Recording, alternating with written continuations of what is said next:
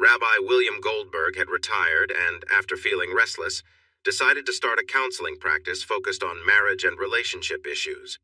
His work with veterans had been fulfilling, but the daily reminders of the struggles from war took a toll on him. After serving in active duty and 25 years in the reserves, he retired honorably with good benefits. He felt that God guided him toward this new path and didn't want to let anyone down.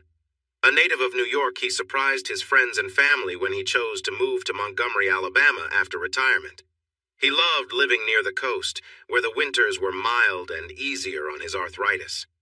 He was pleasantly surprised by the size of the Jewish community there. A friend had told him that they had been in the area since the late 1800s. He still found it amusing to say Shalom Y'all, even after some time. Hardy Wilkes was one of his most memorable clients. Always cheerful and friendly, he didn't match the troubling background that Rabbi Bill had read about. As they worked together, Bill realized that Hardy had faced a tough childhood, which had shaped some of his views. Even though he tried hard to improve himself, he sometimes struggled to shake off old habits, especially when under stress. Rabbi Bill, as Hardy called him, spent about a year together with Hardy, supporting him through physical therapy and counseling. He introduced Hardy to playing the organ as a way to focus and relax, and he was amazed by how quickly Hardy picked it up. When Hardy played, it was clear he put his heart and soul into the music. They often began their sessions with a few moments of music before talking. Bill was surprised by Hardy's career and married life. Years ago, he would never have imagined Hardy as a lawyer in expensive clothes or actually being married, especially to a wealthy woman who was the daughter of the owner of his firm. The phrase "married well" certainly applied to Hardy, though it wasn't shocking to see him in need of support. Problems in marriage were a common theme in his work. When they met, they shook hands and hugged. Bill took a moment to observe Hardy, noting his longer hair and short beard. This look was different from the smooth-faced, neatly groomed Hardy he remembered. Although it didn't seem messy, it gave the impression of someone who was a bit carefree. "So, Rabbi, enjoying the sunny South?" Hardy asked. "Yeah, Hardy, what can I say? I can't get enough of grits. You can't find that in a New York deli," Bill replied with a smile. "Believe it or not, there's a really great bagel shop just around the corner. It feels like a little slice of heaven." They talked for a while about friends and work. Then Bill leaned back in his cozy chair. He found a desk too formal and preferred the comfort of his recliner. He changed the furniture around based on what he wanted to achieve in the meeting. "So, this isn't just a friendly visit. How did you find me?" he asked. "Major Stein told me about you. Just so you know, I see him twice a month for a 3-hour session, and yes, it is related to this," Hardy replied. Bill made a mental note to call Stein later. He knew Stein was still in the military and sensed that something was off. "I'll gladly help you, but why me? It takes almost 2 hours to drive here. I'm sure there are qualified people in Birmingham," Bill said. "2 reasons. I know you, and I think the long drive will annoy my wife," Hardy explained. "Hardy, I need to be clear. If these sessions are just to bother your wife, I'm not interested. I don't need the business that badly. Let's focus on why you're here and what made you want counseling." Hardy spent the next 2 hours sharing everything he could. He talked about his time in Paris and what happened at home, including his feelings. Bill kept a neutral expression on his face but was surprised by what he heard. Hardy spoke about how he tried to resist his wife's advances initially, their relationship journey, the fights at the end, and how he felt disrespected. "Even without the cheating, we were on the wrong track. She made promises I realized she would never keep. The cheating broke my trust completely, and I refused to worry about when it might happen again. Better to go our separate ways." "Do you still love her?" Bill asked. "I'm tired of people asking me that. Yes, I can't seem to stop caring for her, but I hope that with time I can move on," Hardy replied. "So, you don't see a chance for getting back together? Why bother with the sessions then?" Bill asked. "Court ordered and I can't skip them. I'm hoping you'll see how hopeless it is and end them early," Hardy said. Bill leaned back and turned on the massage feature of his chair. He loved this chair. "From what you've told me, I don't want to see you again. This seems like it might get messy, and I don't need that in my life. However, to be fair, give me your wife's number. I'll arrange a session with her 2 hours at least. After that, we'll see. And just to clarify, this session and hers won't count toward your required visits. Take it or leave it, Hardy. Remember, you came to me for help." Hardy debated but ended up agreeing to the terms. Meanwhile, Gwen was frustrated with the heavy traffic on I-65. The speed limit was 70, but she was barely moving at 25. She couldn't help but smile at how Hardy had played her with the counselor, JT. He was a bit annoyed too, but he reminded himself that they had agreed he could make the choice, and no one mentioned where it should take place. Bill hung up the phone, smiling. Mrs. Wilkes had called 3 times, which was a good sign. It looked like one of the partners was truly committed to the counseling. She arrived 20 minutes late, apologizing as she walked in. The short man with a beard and a cap didn't match her idea of a counselor. Sorry, the traffic was terrible. I'll plan better next time. Just relax, Mrs. Wilkes. You're too tense to think clearly right now. Let's do some breathing exercises to help you relax. Close your eyes. For the next 5 minutes, she focused on his calm voice, breathing in and out as he guided her. When they finished, she felt much more at ease. Thank you, doctor. What should I call you, doctor or counselor? Bill is fine, and I'm not a doctor, just a licensed therapist. Would you prefer Mrs. Wilkes or Gwen? Oh, it's been so long since anyone called me Mrs. Wilkes that I enjoy it. But Gwen would probably help me relax more. Okay, Gwen. What do you want from me? The question caught her off guard. I want you to help me win my husband back. Why? Why what? Why do you want him back?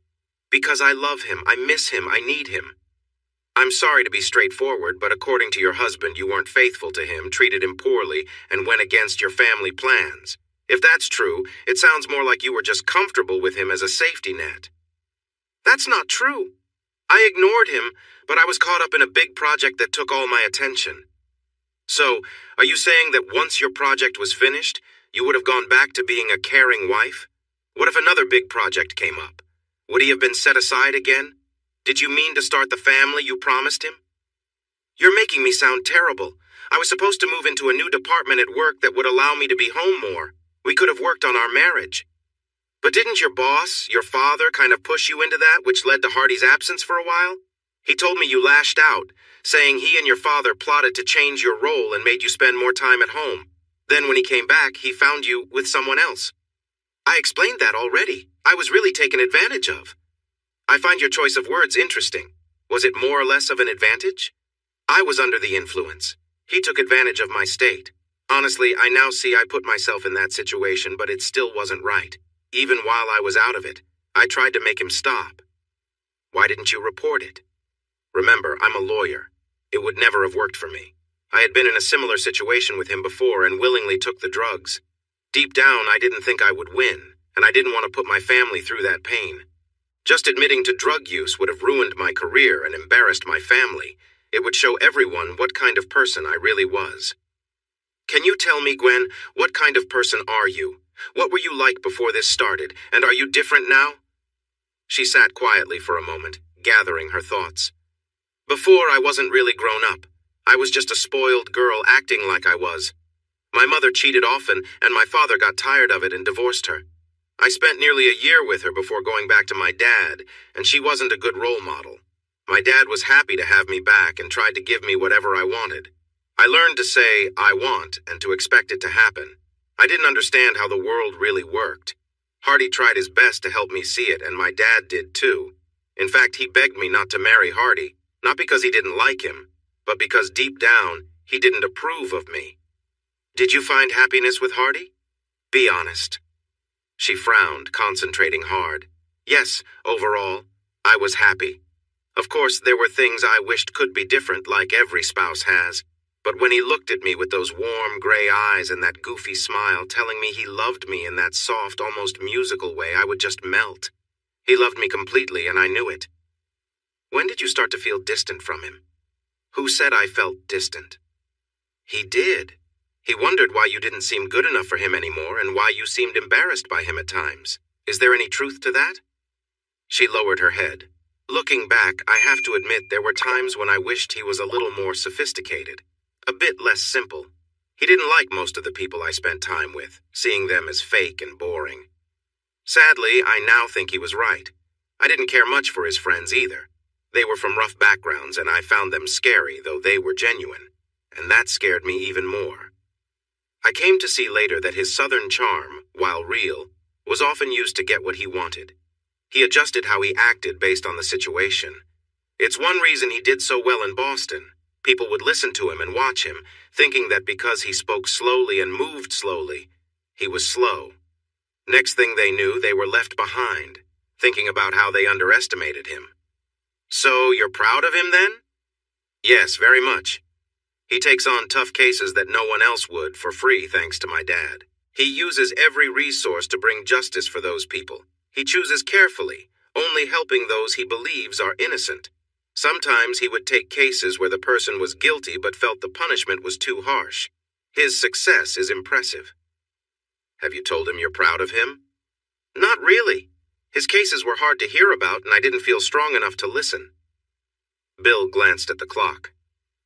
Mrs. Wilkes, we have about 40 minutes left, but I'm happy to stay a bit longer if you want. Let's make some coffee and relax for a few minutes. They stood up to stretch and make the coffee. Bill had brought a selection of bagels. Gwen hadn't eaten since lunch and had been too nervous to eat much then, worrying about the session. The bagel was very satisfying. They joked that since they were in the South, he should have brought some biscuits instead. Once they were seated again, Bill asked if he could review what they had discussed, just to be sure he didn't overlook anything. She nodded. Okay, so far we've talked about how you were a spoiled child who didn't understand how the real world worked and got everything she wanted without effort or responsibility. Now who are you now? Have you changed, and why? Gwen took a deep breath.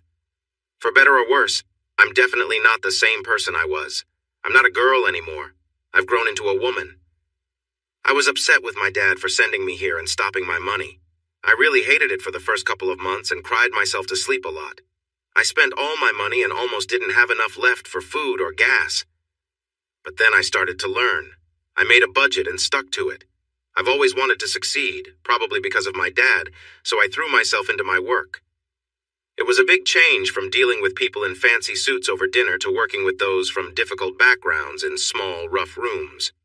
I learned to tell the difference between liars and scared kids. I helped put away drug dealers, thieves, and other criminals. I knew they wouldn't like me for what I did, but I did it anyway because society is better with them off the streets. I became really good at my job and earned a reputation for being tough but fair. The biggest reason I changed was meeting my family. I was an only child with no relatives except for my father. My mother had a sister, but I haven't seen her since I was 8. At first, it was my husband's family, his grandfather, Joshua Hardy, and enough Wilkes to fill a small town. I would eat Sunday dinner with them about every other week, and they accepted me. Some may not have liked what I did in my past, but they were kind enough not to show it. It was one of the best experiences I ever had. These people were not trying to climb the social ladder or push any agenda.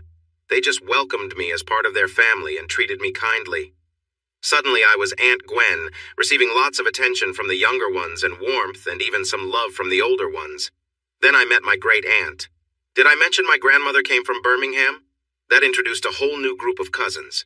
I'm now connected to many people in a 4-county area, including the local community. That's a story for another time, but the key point is I came here as an outsider and now feel like family. I didn't tell my dad, but no matter what happens with Hardy, I'm not going back to Boston. This is my home now. She paused for a moment, feeling emotional. Bill understood her feelings.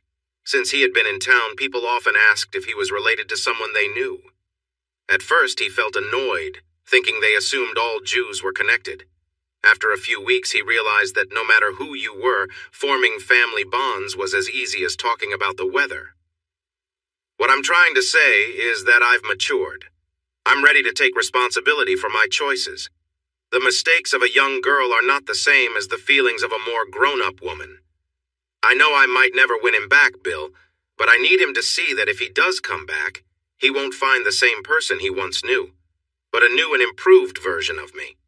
I want him to understand that I don't want our old relationship back. I want something better and stronger. Please help him see that. And no matter what happens, I will always love him. Bill was impressed and agreed to work with them. He wanted to meet with each of them individually before having a joint session. His parting words were, "Make sure Hardy attends all his sessions, and I'll ensure that the individual sessions are included in our plan." Rabbi Bill called Major Stein and had a long talk about Mr. Hardy Wilkes. The understanding was that Hardy was making progress and should be carefully monitored. Major Stein sat in thought. After a moment, he decided to make a call. Hardy had canceled his next session, saying he would be out of the country. Maybe now was the time to speak with someone else. He had planned to talk to Hardy's wife, and while Hardy was hesitant, he agreed it could be helpful. "Mrs. Wilkes, good morning. My name is Ben Stein, actually Major Stein. I don't know if you are aware, but I'm working with Hardy as part of a follow-up on his military history through the local VA. I want to meet with you, and Hardy agrees. He can't make his appointment this week, so I was hoping you could take it instead. Will you? Thank you. Let me give you the address. You can look it up online. It's Friday afternoon if that works for you. Thanks again." Gwen took the day off from work. Her schedule was light because of the Escobar trial, and she had a few vacation days available. She told Paul she needed to go out of town unexpectedly, and he let her leave without any trouble. Maybe she's going somewhere to relax, he thought. That might be good for her. She was grateful to her dad for putting money in her checking account. She had updated him about the counseling sessions and her visit to Major Stein. When he learned she planned to drive 7 hours to Fort Stewart alone, he insisted she fly instead. "Dad, I can't afford the plane ticket, the rental car, or a hotel," she explained. "You can now. I'll add the money. Think of it as a gift from a worried dad. If you had let me access your trust fund, we wouldn't be in this situation. I had my reasons. It's important for me to use the money for this year. It's only a couple of months left. I'll take the money as a loan and pay you back. That's the only way I'll accept it." He agreed, feeling proud. The flight to Savannah was smooth.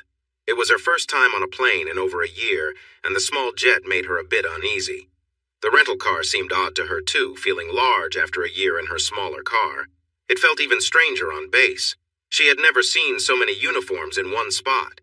Even though her dress was modest, just below the knees and with a high neckline, it was clear she stood out, attracting attention. She was relieved to find the building easily. Major Stein welcomed her in the lobby and led her to his office. "Don't worry, we won't be interrupted. Can I get you something to drink?" he asked. "No, thank you. I don't think more liquids would help ease my nerves," she replied. He quickly reassured her. "Please, this is just a casual chat between two people who care about your husband. How is he doing? Do you talk often?" She laughed softly. "No, I had to go to court just to get him to talk to me. We are starting marriage counseling with a judge's help. I hope for the best. Can you share how he has been mentally? That's your area of expertise, right?" Instead of answering, he surprised her by asking, "Mrs. Wilkes, has your husband been in any fights lately? I mean physically." "He had a disagreement with a cousin and got into a fight. I hear he hurt him pretty badly. It was a family matter." "Did it involve you in any way?" He pressed gently. "Yes, his cousin and another person threatened me.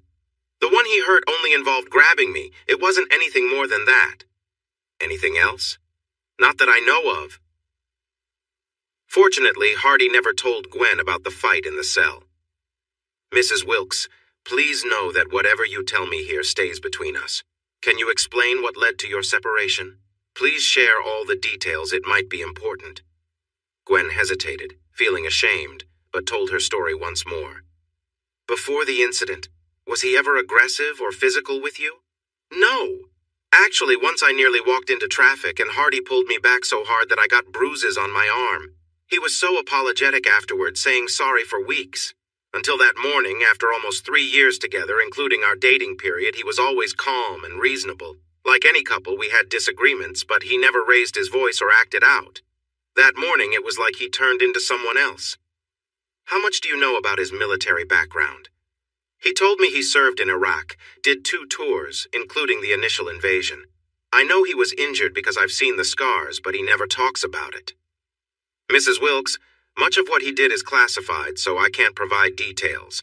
Your husband has a specialized set of skills, and he was excellent at his job. He could have become an officer. His ability to quickly assess situations and plan was impressive. However, he struggled with teamwork. Some people feared he might get them hurt. Once he set his mind on a goal, nothing could stop him. We ran numerous tests on your husband, both physical and psychological. We tested his reactions under different levels of stress. He's truly one of a kind." Are you familiar with the term fight or flight, Mrs. Wilkes? Good. In moments of intense stress, people feel threatened, and their bodies release adrenaline to prepare for action, either to fight or to escape, giving them a surge of energy. Your husband's adrenal glands can release 6 to 10 times the usual amount of adrenaline into his system. It's extremely rare, and it's often seen among certain groups, like some people of Scandinavian descent and folks from the southern U.S. No one is entirely sure why. This could explain old stories of Viking warriors or rugged fighters. Think of it like people who take a strong stimulant. They might not feel pain even if they injure themselves. Medical professionals have a nickname for it: Hulk syndrome, after the comic book character who transforms due to intense emotion. That's your husband. He was in control for years, but the betrayal reawakened something in him. Do you know I have him on medicine to help control his excitement? He doesn't like it, but he takes it anyway. He paused, giving her time to understand. She used the moment to ask a question. Sir, why is the military involved? No charges were filed, and this was kept quiet. He tried to sound encouraging. We're the military, Mrs. Wilkes. We have our methods. We just want to make sure your husband is safe and not a risk to himself or anyone else. Do you think he poses a risk to society? Not really, if he keeps taking his medicine and avoids stressful situations. Do you believe he can do that? Life is stressful. I think if he continues to see me for a while and you work on your marriage, he will be fine. Bill Goldberg is a good man and a skilled counselor. More importantly, he knows your husband and has his trust. I wish you both the best. He truly loves you. You know that, right? If anyone can help him feel balanced, it's you. You just need to help him trust you again. By the way, do you know why your husband is in Mexico? I didn't know he was out of the country. We're not sharing details about our lives right now. They talked for another hour, him asking questions, and her responding with her own inquiries. He told her about his efforts to save the troops in a small valley, leaving nothing out. To her embarrassment, she didn't realize he had 3 purple hearts, several letters of commendation, and a silver star with oak leaf clusters. Another important part of her husband's life that she was unaware of. Feeling mentally drained, she returned to her hotel and took a nap. When she woke up, she got dressed and thought about how to spend her evening. She decided to take a walk by the ocean, something she hadn't done in a year. The sound of the waves was soothing. Paula Dean's restaurant, Lady and Sons, was nice and the food was good. However, she found herself comparing it to the home-cooked meals she had during family Sunday dinners and concluded that homemade food was better. Meals made by strangers, no matter how tasty, couldn't match the warmth of home-cooked dishes shared with family. It encouraged her to try harder. Back at the hotel, she chose to have 1 drink at the bar. She hadn't had much alcohol except for an occasional beer she shared with Joshua, and memories of a recent drink mix still lingered in her mind. There was a band that had just started playing. She sat and listened to a couple of songs, tapping her foot. The place was crowded. Hunter Airfield was nearby, and Fort Stewart was just over an hour away, making Savannah the largest city around. Gwen had a group of people around her, asking her to dance and buy her drinks. She kept shaking her head no, trying to politely refuse. The crowd parted when a short woman with red hair moved to the bar next to her. She nodded to Gwen while she waited for her drink. "It's not very nice of you, you know," Anne said suddenly. "What do you mean?" Gwen asked. "Coming in here and turning the guys down. A lot of them are far from home and feeling lonely. They are all young and looking for attention. You're new here, and turning them down is like showing a steak to a hungry dog." Gwen felt uneasy. "I just wanted a drink and then go back to my room for sleep."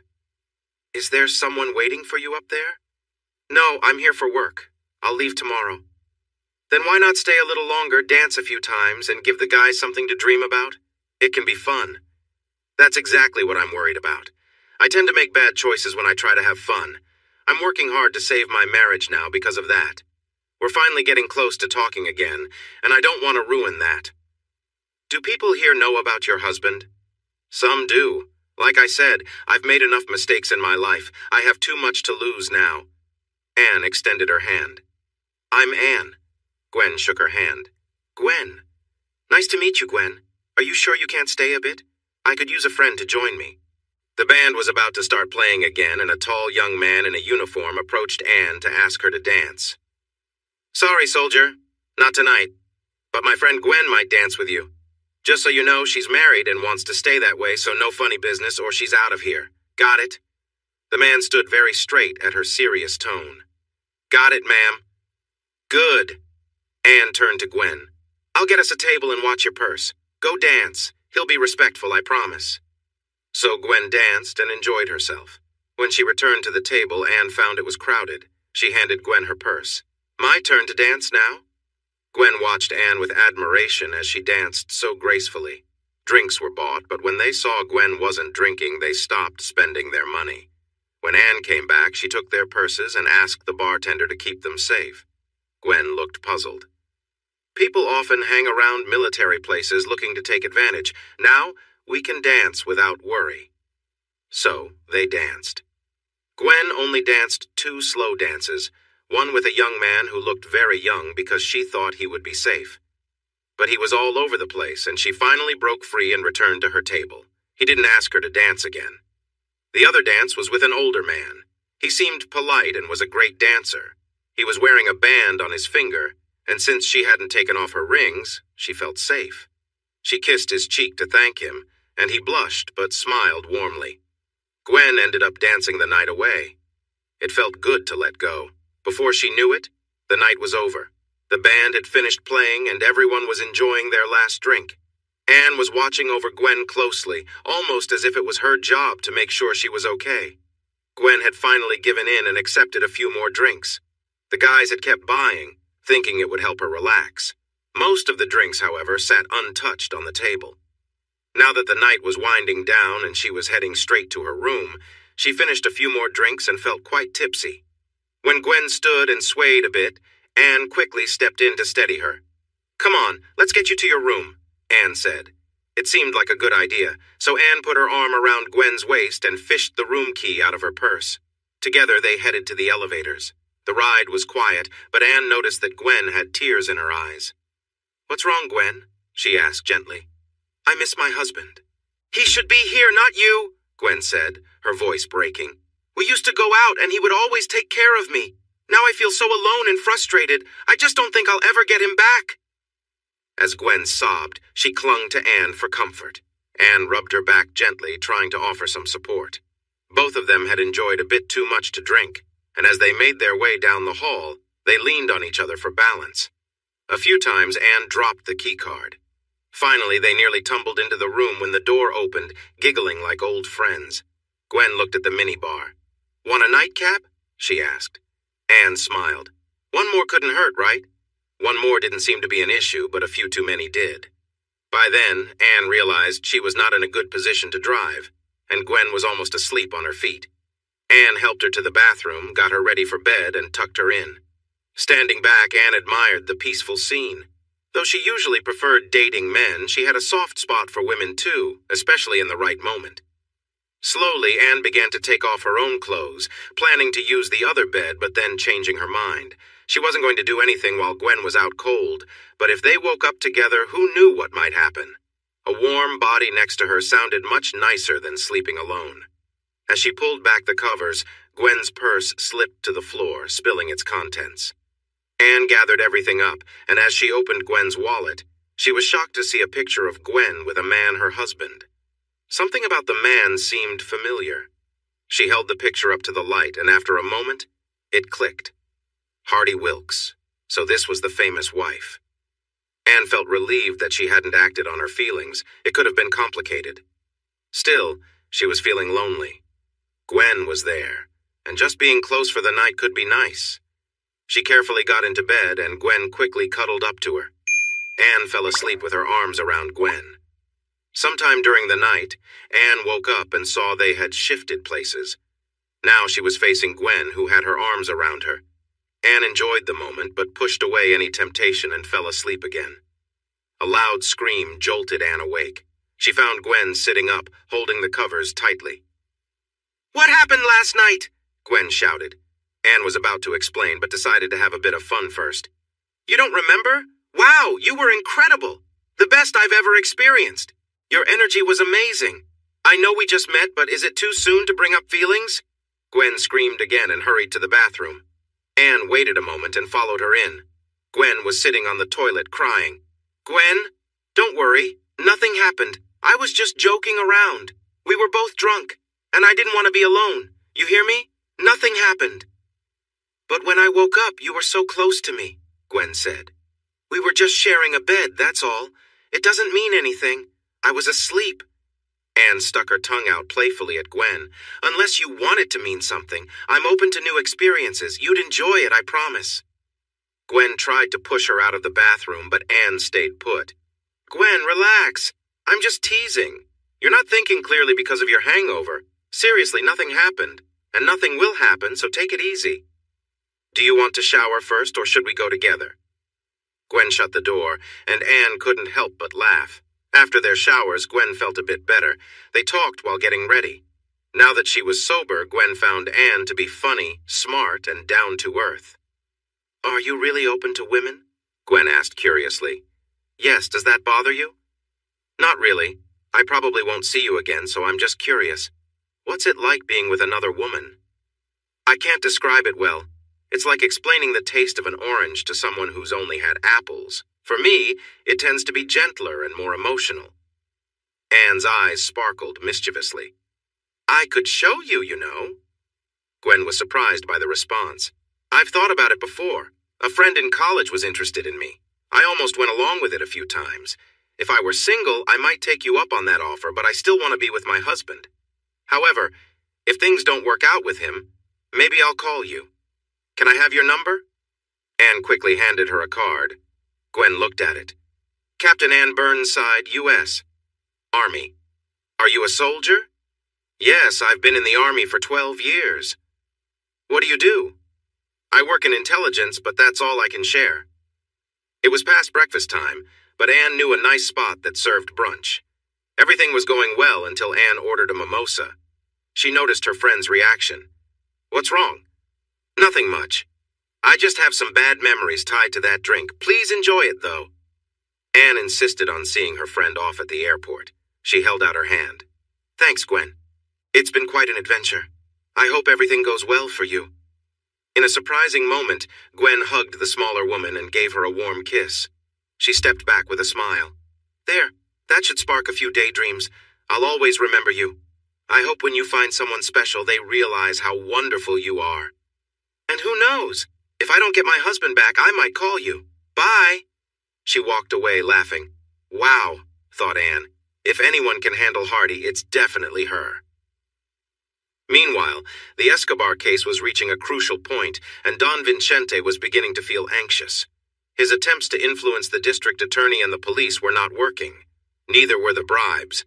It was time to try a different approach.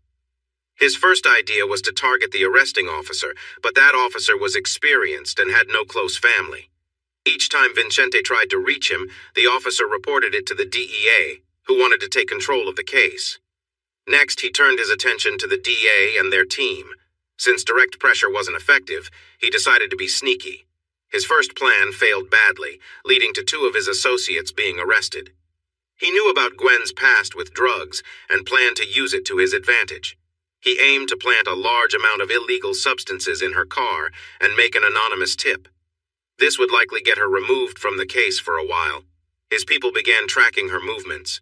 She had a fairly routine life, mostly spending weekends with her husband's grandfather, which only lasted overnight.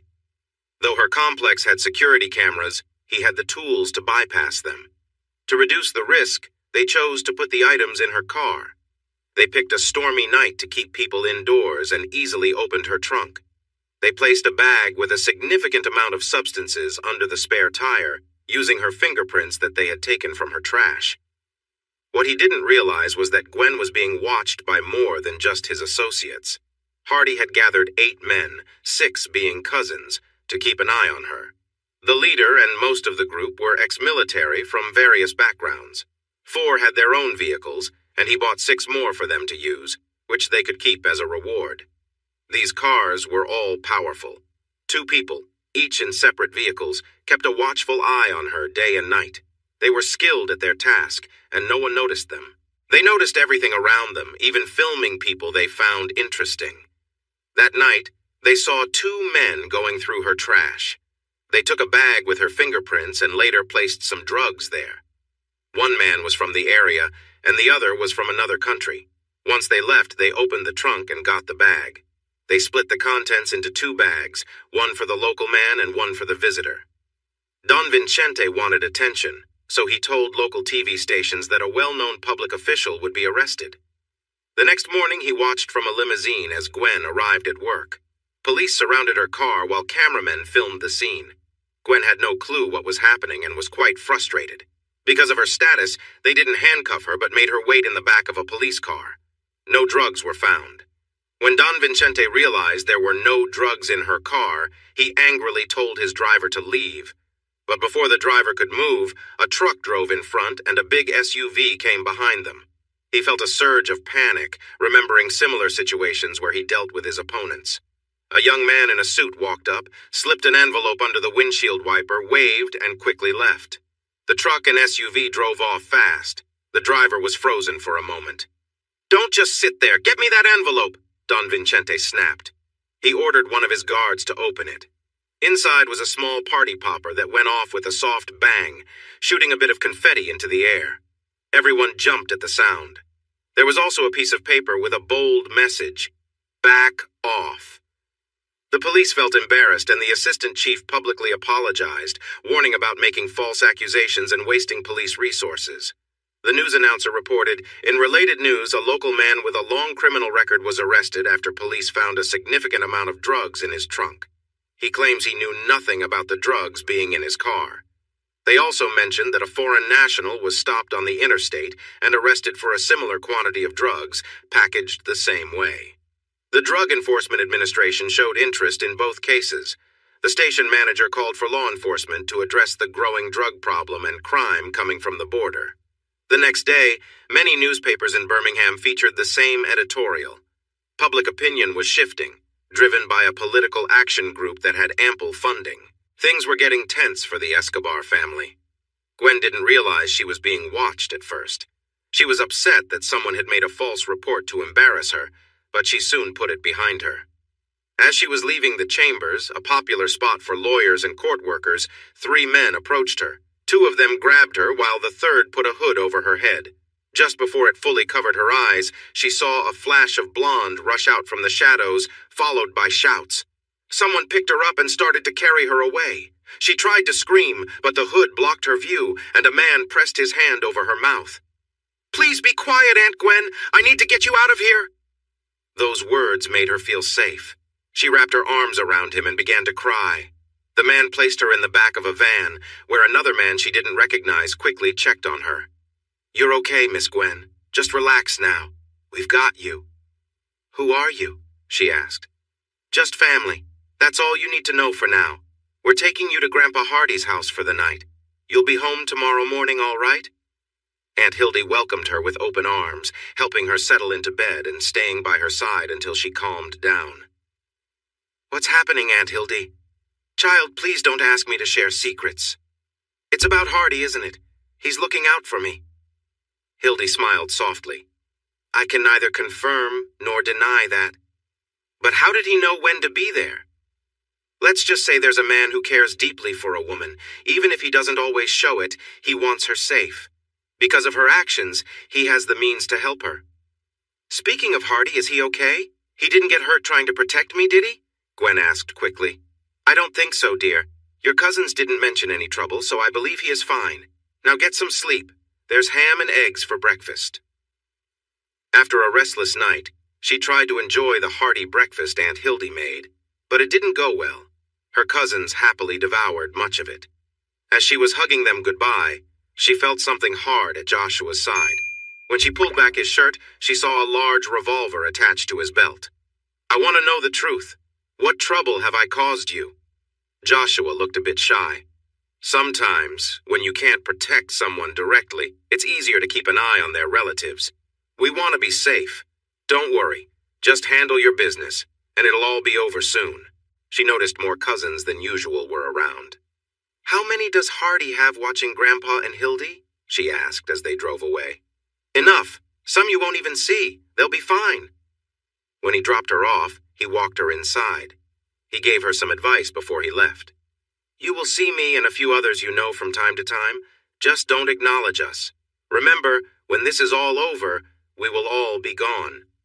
One more question. How did Hardy know they were planning to do that last night? He didn't know. He was just getting an update from us. It was a lucky timing thing. She hugged him and asked him to thank the rest of his team for her. During lunch, Karen spoke to her.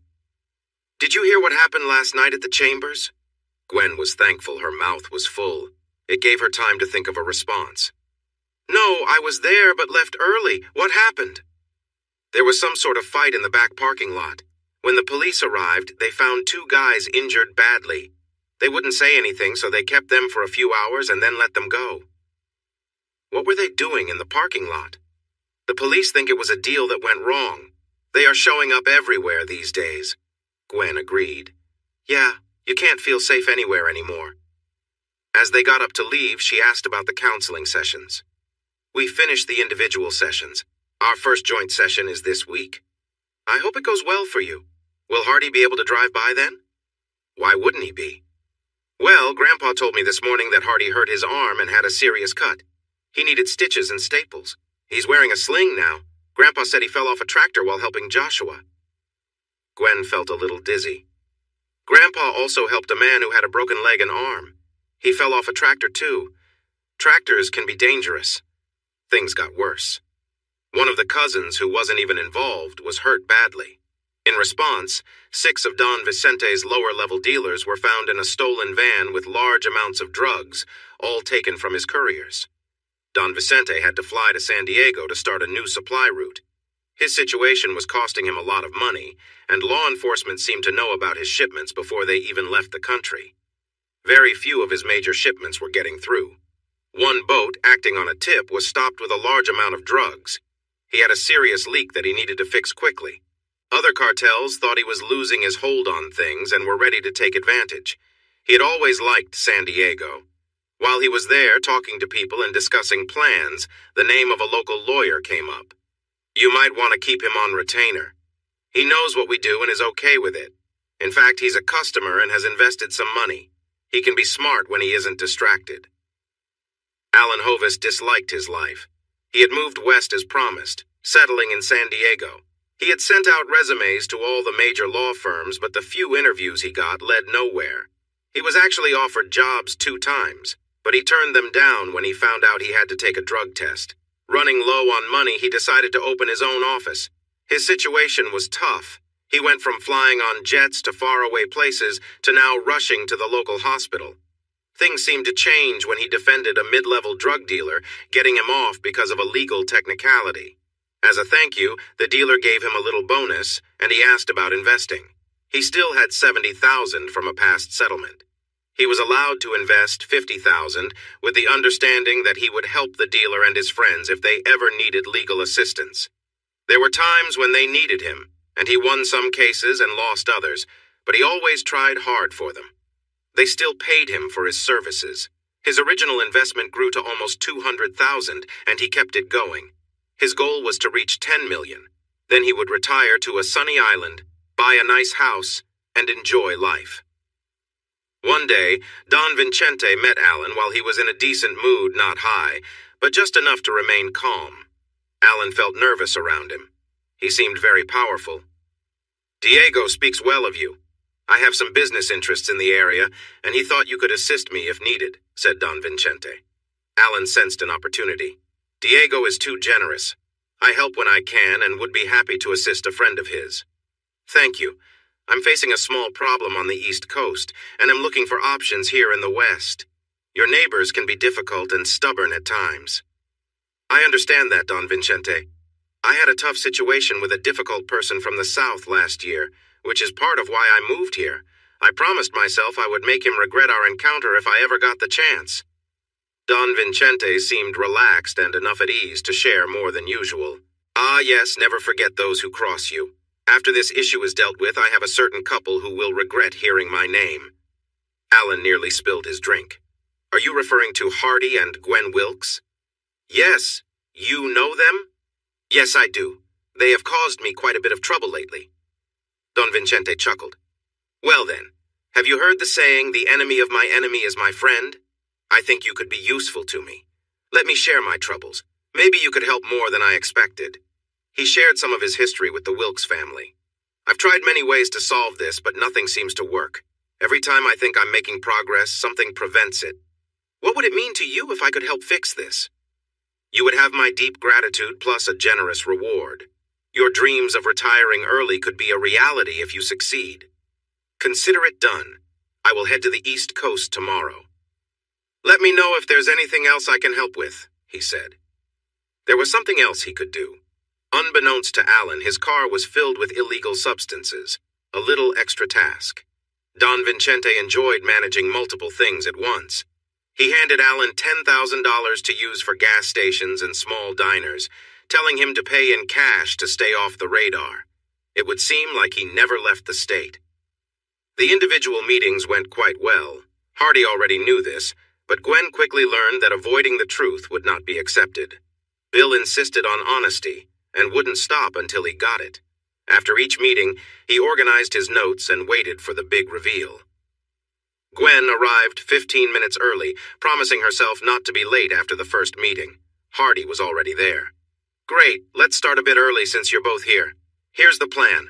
I will talk for a while and then each of you will have a chance to speak. I must warn you, stay on topic or we will end the session without credit. Do you understand? I need a yes or no from each of you. Hardy. I understand, Bill. Can we begin now? Not just yet.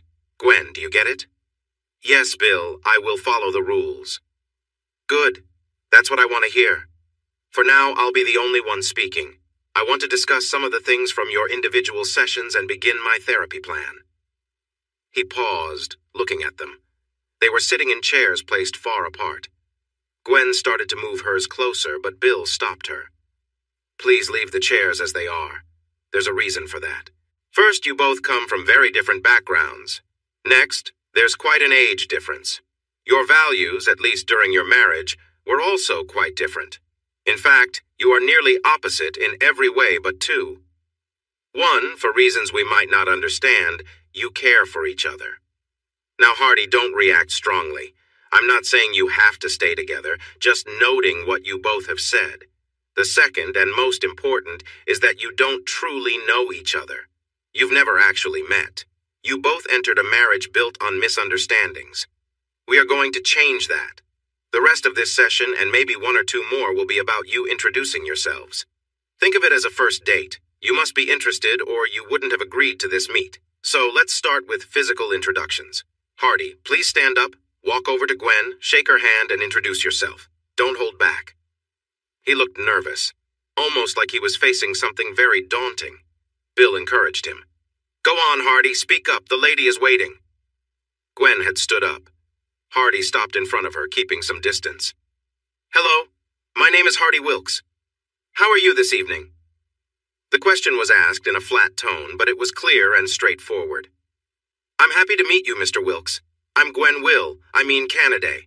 I feel better tonight than I have in a long time. Thank you for asking. She reached out her hand. Don't be rude, Hardy. Shake her hand. It won't hurt you. Bill was smiling, even though they couldn't see him. He had never seen Hardy so hesitant, reaching out his hand like he expected something bad to happen. Gwen took his hand gently, holding it for a moment. Good, good. Now please sit down. Would you like to ask her some questions and get to know her a bit more? I'm sure she's interesting. Remember, no questions about past relationships for a first date. Hardy was trying to think of a question when Gwen spoke up. Maybe I should start. As I said, my name is Gwen. I'm a lawyer, and right now I'm an assistant district attorney in Jefferson County. I grew up in Boston. Did you notice my accent? It's not as strong now as when I first moved here, but people still notice it. I'm 27 years old. I was homeschooled during my teenage years and started college just after my 16th birthday. I didn't take breaks between semesters and got my law license at 22. I work for my dad, who is the main owner of a law firm you might know called Canaday and Associates. He's been a lawyer for 5 generations, so it runs in our family. She paused to catch her breath, worried she might have shared too much. Good, Gwen, good. Now, Hardy, Would you like to tell Gwen about where you grew up? Maybe share what you think about what you've heard? He took a deep breath as if he was choosing his words carefully. I've heard of Canaday and Associates. They have an office here, too. They're a good firm and very respected. I know Greg Canaday personally, and he's a fine man, someone to be proud of. I've heard some things about his daughter, but you can't trust everything you hear.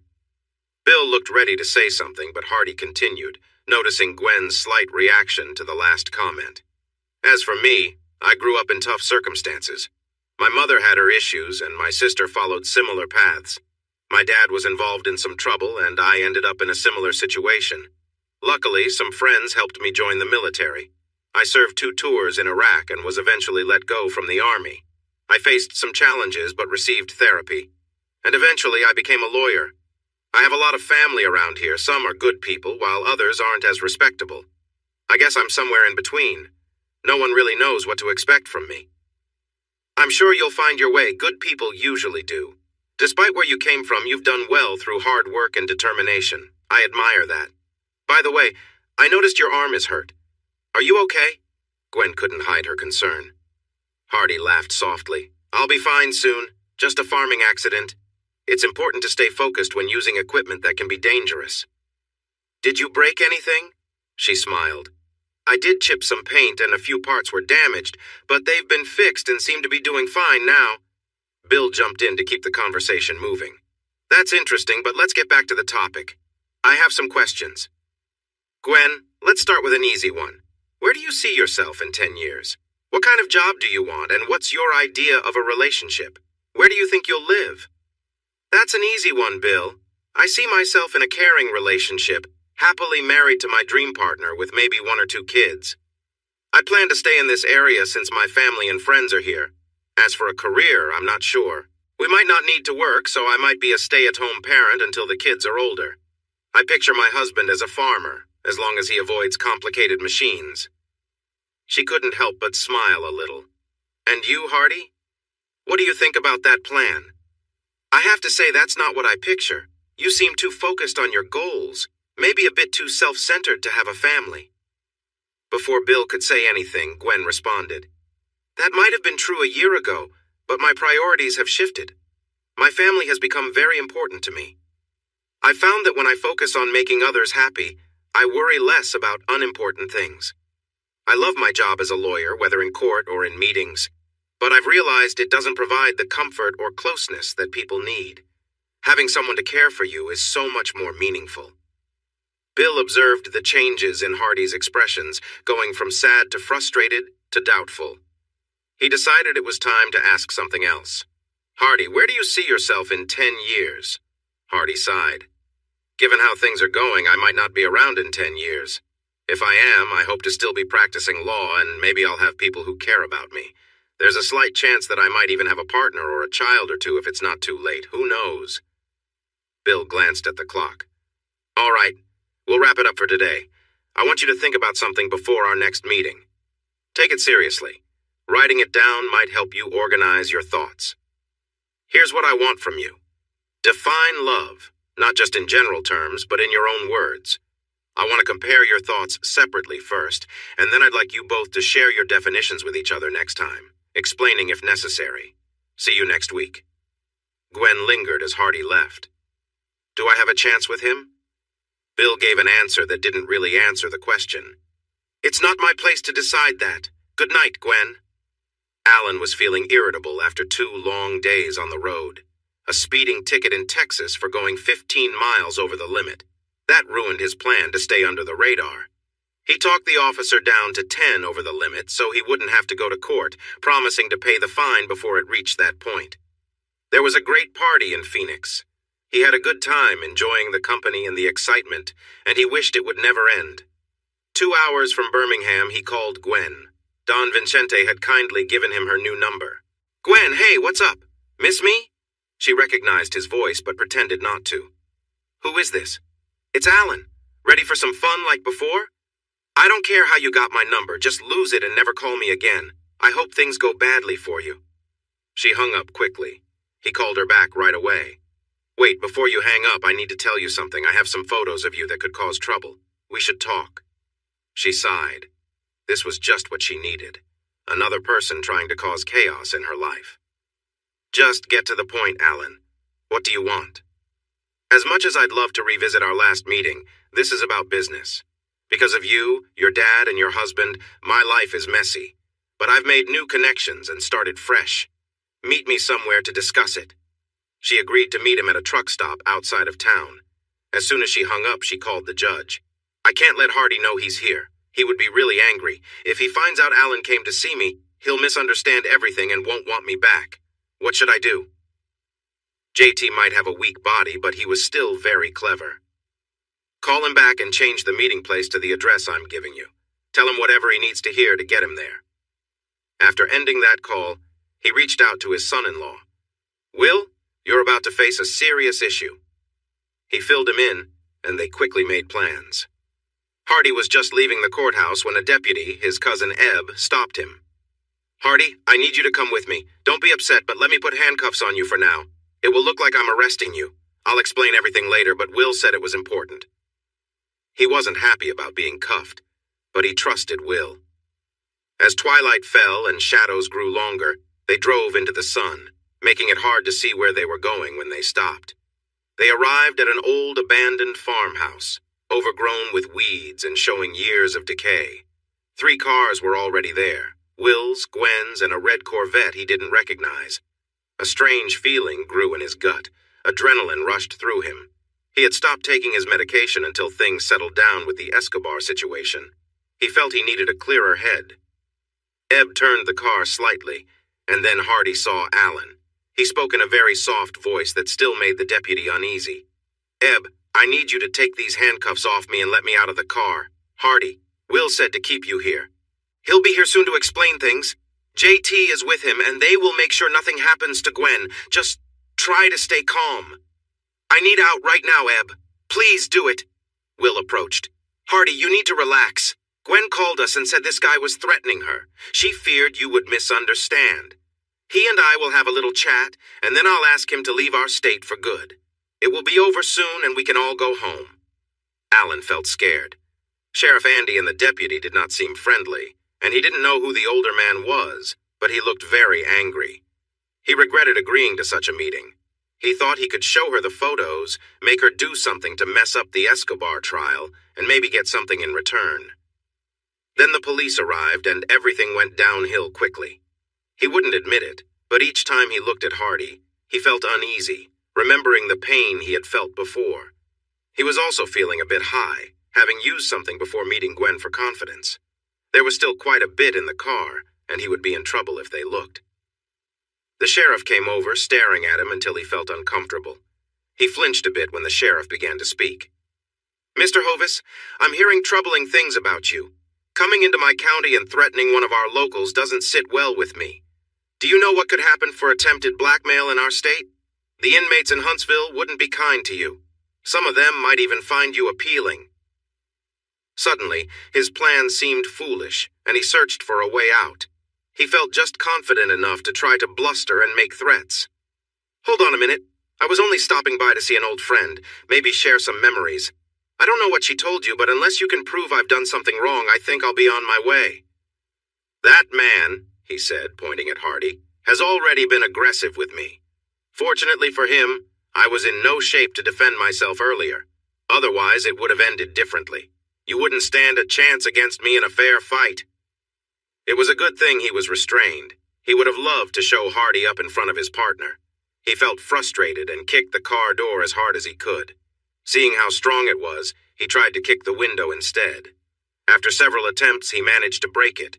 He tried to make his way through, but Ebb and Will were pushing him back. He was red in the face and nearly shouting. T used a strong voice that showed his many years in court. He struck the hood of the car with his cane and called out, "Enough! Hardy, stop right now! You, boy from the north, quiet down! If you make another sound, I'll ask them to let him go. I'll stand up for him myself. He shouldn't spend 3 years in a mental institution because I've got witnesses to say he wasn't in his right mind back then. You'll be gone, and no one will question it. Now, if you want to stay alive, I suggest you listen to our sheriff." Mr. Hovis, if I had the choice, I would arrest you right now. But I won't, to keep things from getting difficult for some good people. You get one chance. They could get hurt, but you'd still go to jail. Get into that nice car and leave my county. Don't come back. This is your only chance. Grab it before I change my mind." He felt a little hazy, but he knew it was time to get away. Don Vincente wouldn't be happy, but he could find a way to make it right.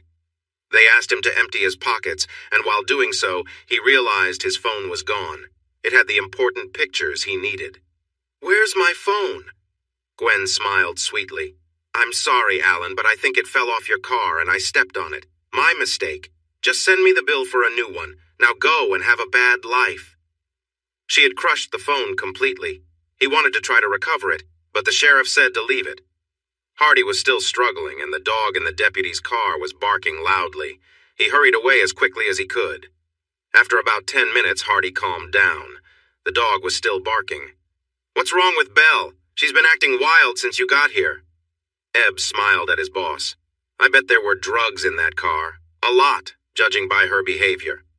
"Interesting," said Will Robb, taking out his phone. "Coy, how are you? Feeling good about the election? That state trooper really wants to be sheriff, and he has some powerful people backing him. Tell me, are you still running that tough-on-crime campaign? Still interested in Northerners, lawyers, and drug dealers? I think I might just have something for you. I have a tip that could help you appear stronger to voters. In about 30 minutes, a big blonde man in a shiny red car will be driving through your county at 65, heading north. I heard he might be carrying drugs, but I couldn't act on it in time. Yeah, I've been receiving tips non-stop. Someone really wants to catch those troublemakers, and I'm the one benefiting from it. I was planning to retire next year, but if things keep going like this, the voters will be very angry if I try. Coy, listen, you didn't hear this from me. I don't want my source getting upset. They might have more information. You're welcome. Say hi to Myra. Bye for now." He hung up the phone with a big smile on his face. "Well, everyone, I've done my duty for today. Time to head home. Dinner is waiting. Hardy, you are going to pay for those broken windows, and you're welcome. Good night, Miss Gwen. See you in court." Gwen was trying to explain things to Hardy, but he stayed silent. After a deep sigh, she gave up and walked away. An hour later, Alan was still angry about his failure. He stopped at a rest area and did some quick breathing exercises to calm himself. It helped a bit. Suddenly, flashing blue lights appeared behind him. Great, not again. First in Texas, now here. He looked down and realized he was speeding at 95 miles per hour. Pulling over, he was about to put on a sad face when another police car blocked him in from the front and another parked next to him. 2 deputies and a state officer pulled out their weapons and ordered him out of the car onto the ground. 10 minutes later, he was handcuffed in the back of one of the police cars when the sheriff and 2 DEA vans arrived, followed by 2 news crews. It seemed they really were serious about speeding. One of the DEA vans had 2 dogs eager to check his car. He felt a wave of worry. It was all over the news the next morning. The announcer could barely contain their excitement. A traffic stop last night led to surprising results. Alan Hovis, a lawyer from California, was pulled over for driving 25 miles per hour over the speed limit. A routine check revealed drugs in the vehicle. The car was taken to the DEA lab in Montgomery, where it was taken apart and found to contain 9 pounds of cocaine in several hidden spots. There are rumors that the lawyer is linked to a Mexican drug cartel, highlighting the increasing drug flow from the south. They kept Alan in a separate area, citing security concerns since cartels may have connections to dangerous groups. He realized he was in a lot of trouble. He quickly agreed to help after being promised protection. The DEA agents assured him he was safe, but they knew from experience that if the cartel wanted someone, there was little hope of survival. Their goal was to keep him alive long enough to testify. Don Vicente was furious. He was aware of the weak nature of the California lawyer. He would definitely speak out. It might be wise to go home for a while. Truthfully, he didn't have much fondness for his nephew, but he had promised his late sister he would protect him. Plus, it had become a matter of pride. If he lost this, his power would be at risk. He was feeling desperate when luck brought him a surprise. A man who might be helpful reached out to one of his team members. After checking him out, they found him interesting. They decided to meet. He did not like Ronnie Wilkes at all. A man who betrays his family cannot be trusted.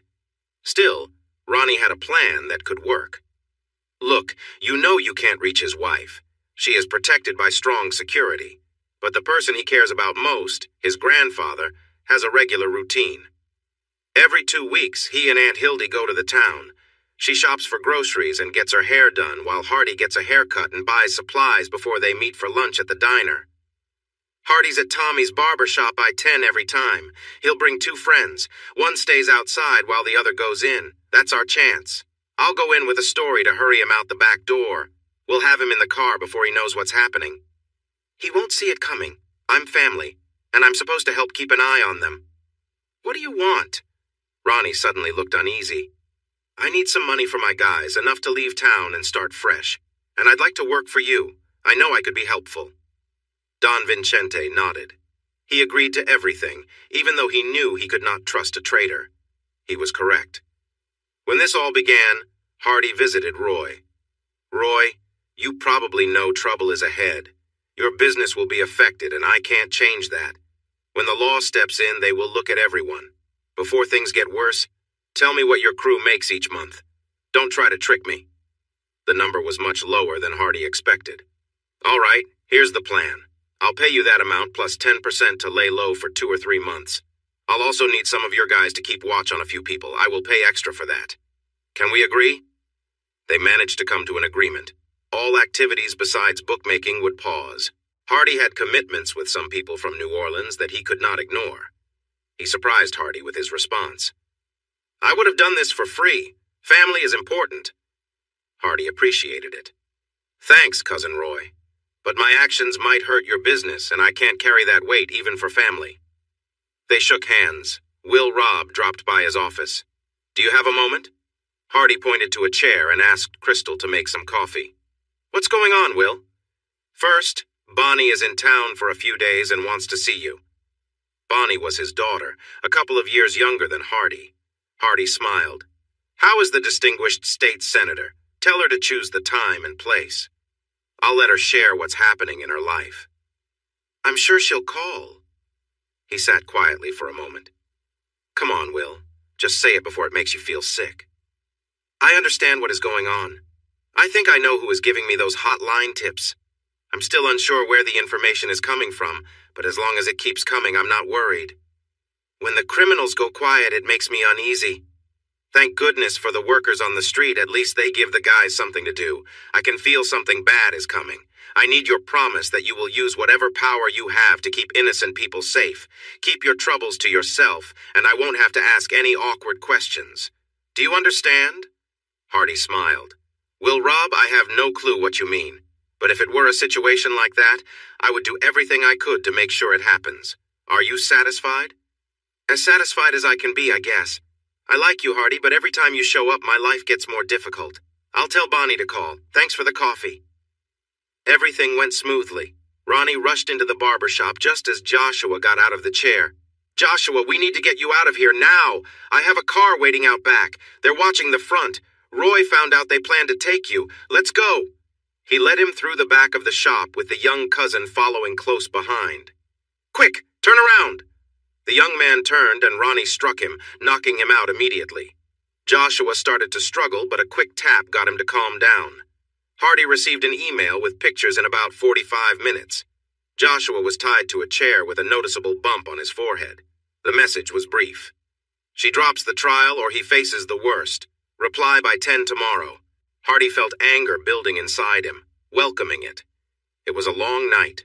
His first task was to get Gwen out of town without her knowing they had Joshua. 4 cars left town and no one knew which one she was in. Outside of town, they picked up 4 more vehicles, splitting into pairs with the first 4 and going in different directions. The next morning at 9, Don Vincente received a response. There was a picture of Raul, looking badly hurt. The message was simple and clear. Call this cell before 11, or Raul will not survive past noon. No one can protect him. Don Vincente checked the prison. There had almost been a riot, but strangely, Raul was the only one significantly hurt. Security was tight, and rumors suggested someone might not make it past noon. At 10:30, he made the call. There will be a man in a black truck in the parking lot of the Piggly Wiggly on 9th. Follow him and bring as many people as you want, as long as one of them is my grandfather. Arrive no later than 4. Raoul will stay safe until 6 unless I get what I want. I will send more pictures at 2 to encourage you." He hung up. Don Vincente found it unsettling. No negotiation was offered, no threats were made, and no discussions were held. He felt uneasy when he received the next images. His wife and twin daughters were having fun at their home in Cozumel. The timestamp showed it was just 45 minutes ago. 5 large SUVs followed the truck as they left town. They traveled down a narrow road until the truck stopped at a gate. The driver opened the gate and waved them through. After locking it, he turned and walked away. A well-kept path led through fields and trees to a small pond. 2 oak trees stood by the pond, providing shade over picnic tables. The area around it was clear for a good distance, with fields of newly planted grain all around. Hardy was sitting under the trees with a fishing rod and cooler beside him. He held a drink in his hand and placed the bottle on the table. 18 men stepped out of the vehicles, 16 of them armed with various weapons. Don Vincente stepped forward, struggling to control his anger. Hardy spoke before Vincente could become too upset. "Please sign this and give me $100. The document was a contract for Hardy to help with his nephew's defense. "This gives us protection. I can't share any information from our meeting. I'm sure you understand the benefit." A $100 bill was handed over and the contract was signed. Vincente lost his temper. "You think you're clever? How dare you threaten my family? I will enjoy watching you suffer."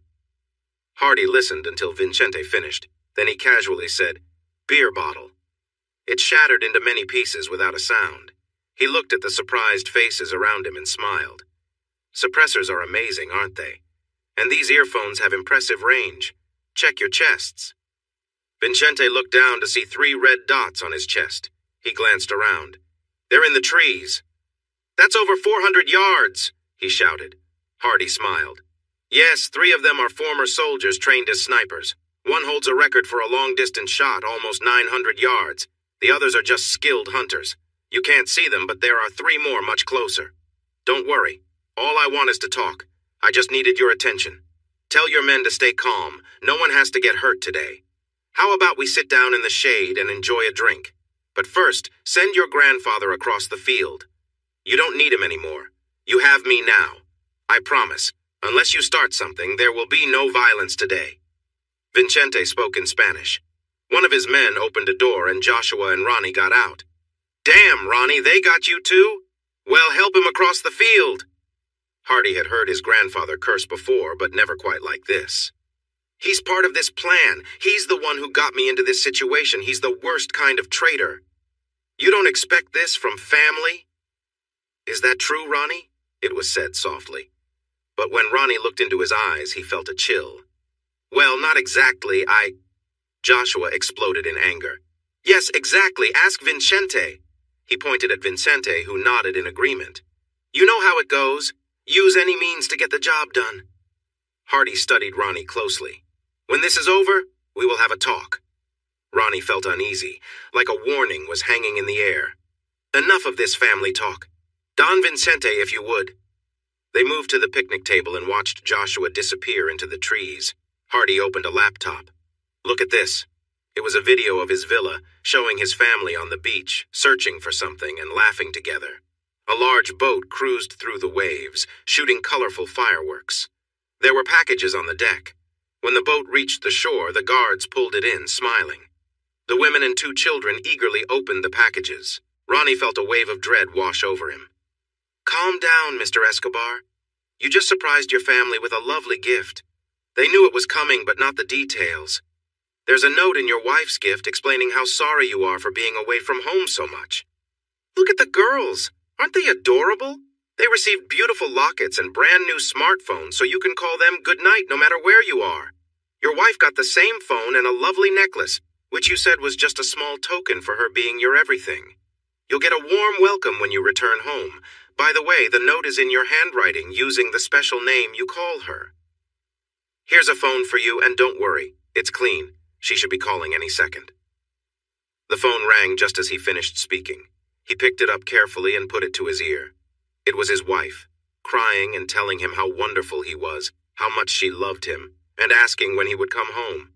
She mentioned a special surprise waiting for him. After hanging up, his children called, one after the other. Hardy smiled. Family is wonderful, isn't it? I couldn't do without mine. Now let's get down to business. Those gifts could have been dangerous. I don't have your money, but I have some. Part of it is locked in a fund that I can only access with 2 trusted people. If I or my family is harmed, your family will pay the price. You may survive, but you'll carry the weight of it for a long time. Vincente searched his eyes. You're a monster, Hardy replied coolly. We're both monsters, Mr. Escobar. What we can do is more than most people realize, but we can handle it and still rest easy. If this keeps going, innocent people will suffer on both sides. We need to stop this now. What do you suggest? Let the kid take a deal. He's just a kid, and he thinks he's above everyone because of you. This morning should have shown him otherwise. He's only 20. He could be free in 8 years. Maybe this will help him grow up. He might face challenges, but you'll make sure he's safe. This conflict has already cost you a lot. It could get worse. Your lawyer from California is probably talking to everyone. Have you heard from Diego and San Diego lately? You won't. It's time to step back, fix your relationships, and save your business before it's too late. Give me your word, and I'll make this easier for you. Or at least, my part of it. Vincente was surprised by the depth of what he had learned. He made a decision. If I give you my word, would you trust it? Yes, in my experience, your word means something to you. Let's shake on it. He held out his hand, and Don Vincente Escobar, a man feared by many, accepted it. He recognized there was no intimidation here, and he would keep his promise. Standing up, he told Hardy to have Gwen prepare the agreement. He would ensure it was finalized. They walked back to the cars. Ronnie stood in disbelief as they packed up. No, he shouted. He's supposed to be gone. He raised his shotgun, but it was quickly knocked from his grasp by a man with a cane. The man had a leg in a cast and an arm in a sling. Hardy expressed his gratitude. As the man lifted his shirt, the others saw a new scar, as well as older scars from past events. Their eyes widened in surprise. Tell him he's a bad man, and he almost got me. Another relayed the message, and the man smiled. They shook hands. Vincente addressed Ronnie. Do you want him now? Not now. There are too many witnesses. Ronnie, get out of here. If you stay, I'll make it very hard for you. Do you understand? He nodded and climbed into a vehicle. One last piece of advice. Leave right away. Don't go back home. Authorities are closing in. Don't use your jet. They are watching it. Make different travel plans now. Goodbye, and I hope to never see you again. Vincente thanked him and drove south, knowing Hardy would not see him again. As Vincente looked back while they drove away, he saw men in camouflage rising from the fields and what seemed to be a line of people emerging from the woods. He felt relieved that no one acted rashly. He dropped Ronnie off at the town's edge and watched as he crawled away. Gwen was surprised when the Escobar lawyers asked to meet with her. She was even more surprised when they agreed to a deal. He received a long sentence but could be free in as little as 7 years. All the tension and drama seemed to vanish. Somehow she felt Hardy was behind it. Her year was up. Paul and Karen were pleading for her to stay. Paul even hinted that she would make a great district attorney when he retired in 2 years. She felt worn out. The past 20 months had been, at the very least, interesting. She had been exposed to a completely different world and mostly enjoyed it a lot. She promised Paul she would think about it, but decided to take some time off to refresh herself. The counseling had its ups and downs. She didn't realize at first, but the chairs had slowly moved closer together. One day they were gone and replaced by a large sofa. They were closer than they had been in a while, even if it was still a bit awkward. The next time, the sofa turned into a small love seat. She often wondered about his life.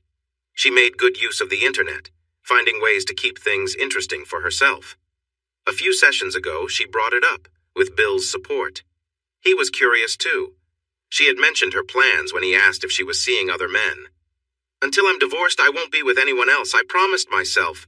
She carefully brought the topic up with Hardy, telling him she had no plans to stray again.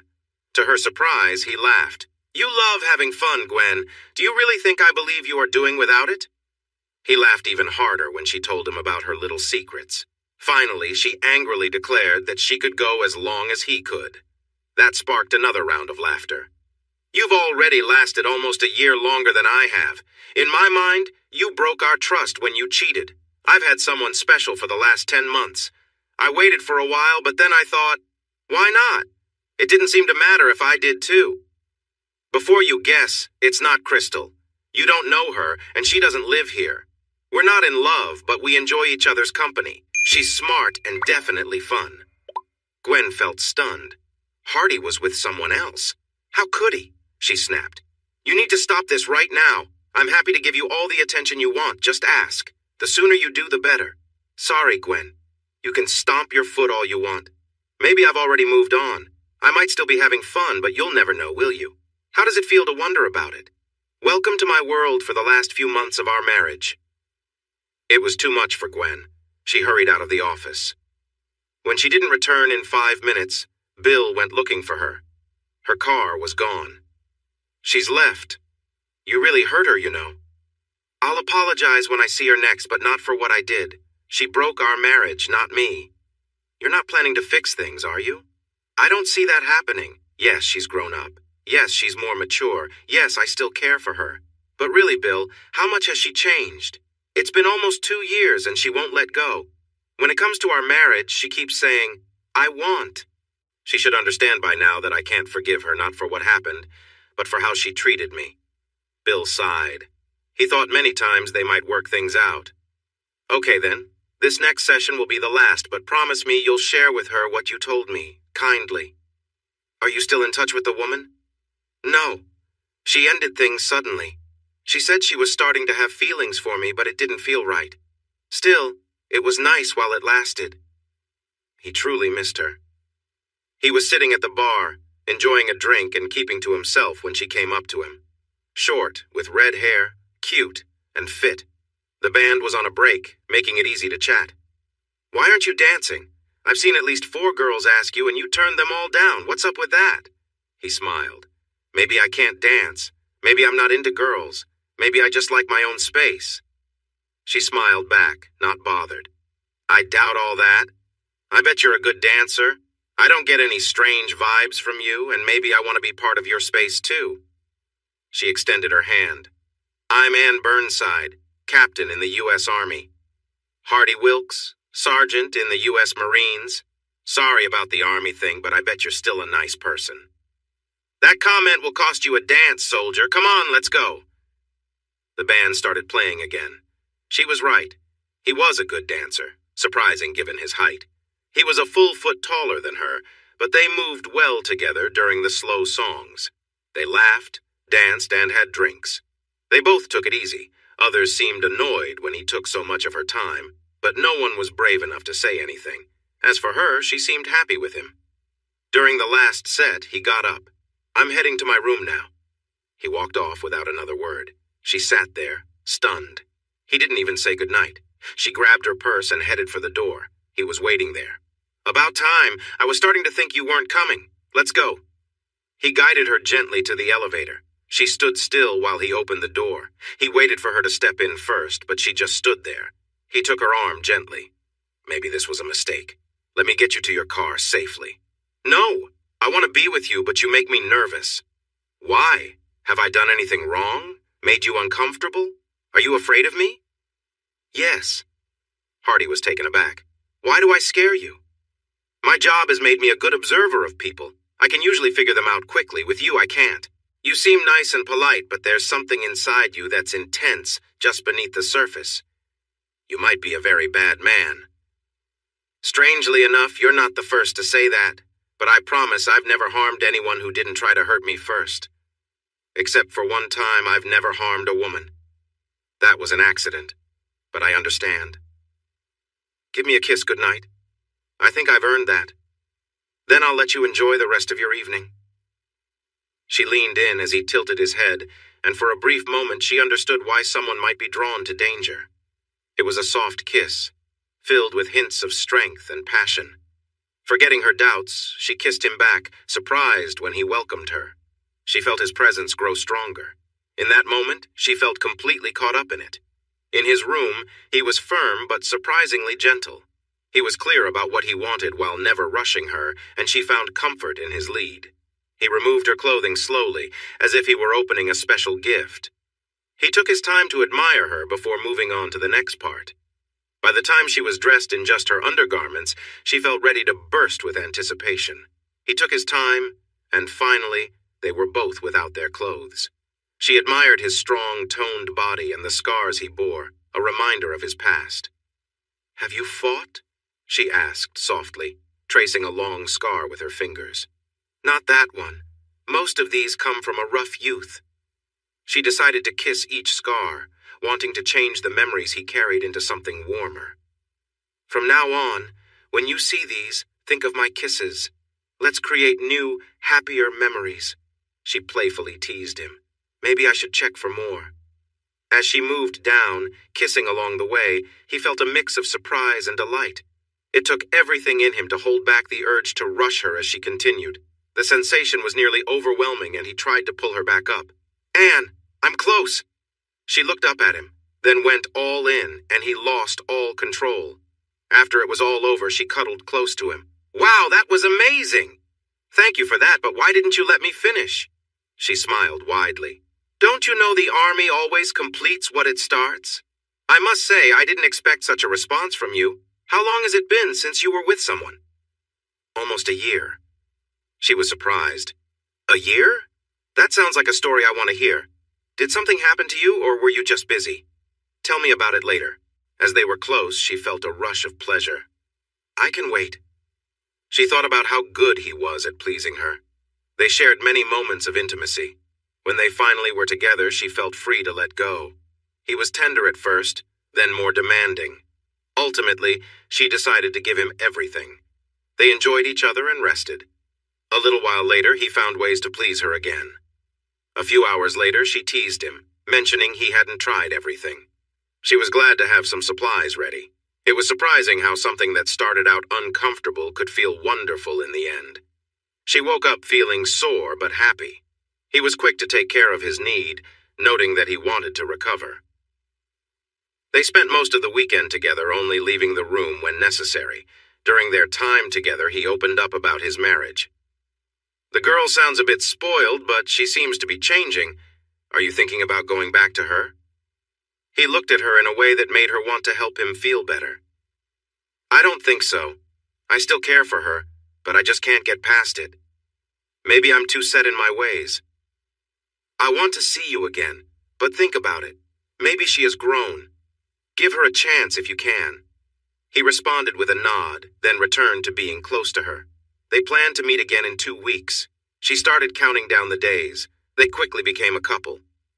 The nights he didn't stay were hard for her, but he always made time to take her out for dinner or dancing, and sometimes they would steal moments alone. Weekends were the best. They didn't stay in all the time. They explored, visited places in Florida, went to Amelia Island and Jacksonville. They read about a local district attorney and his challenges with a crime group. He seemed like a character right out of a story, often seen with a beautiful partner. Hardy looked at the latest news and made a comment about understanding the situation. Their talk shifted as they relaxed together, snuggling in bed. She noticed him move away slightly as he propped himself up on his arms. She opened her eyes and saw him looking at her with a look she had never seen before. "Anne, in all the time we've been together, have I ever asked you about your work or asked for a favor?" "No, we don't often talk about our jobs. I thought you were in construction, so I was surprised to learn you're a lawyer. What's going on?" "I need to find a man with special skills. A man who can be tough but stays loyal to the job. He needs to know Mexico well and be okay with working there. Can you help me?" She sat up against the headboard. "Are you looking for someone who hurts people?" "Yes and no. I don't want anyone harmed, but I need him ready to do what it takes to reach my goal. I want the people I'm dealing with to know he can be serious if needed." "What kind of trouble are you in?" "No, don't tell me. I'm guessing your wife is involved." "Wait, I changed my mind. Tell me a bit more and I might help." He explained the situation his wife was in and how he planned to help her. "You may not get this, Anne, but until the divorce is final, the family sees her as belonging to me.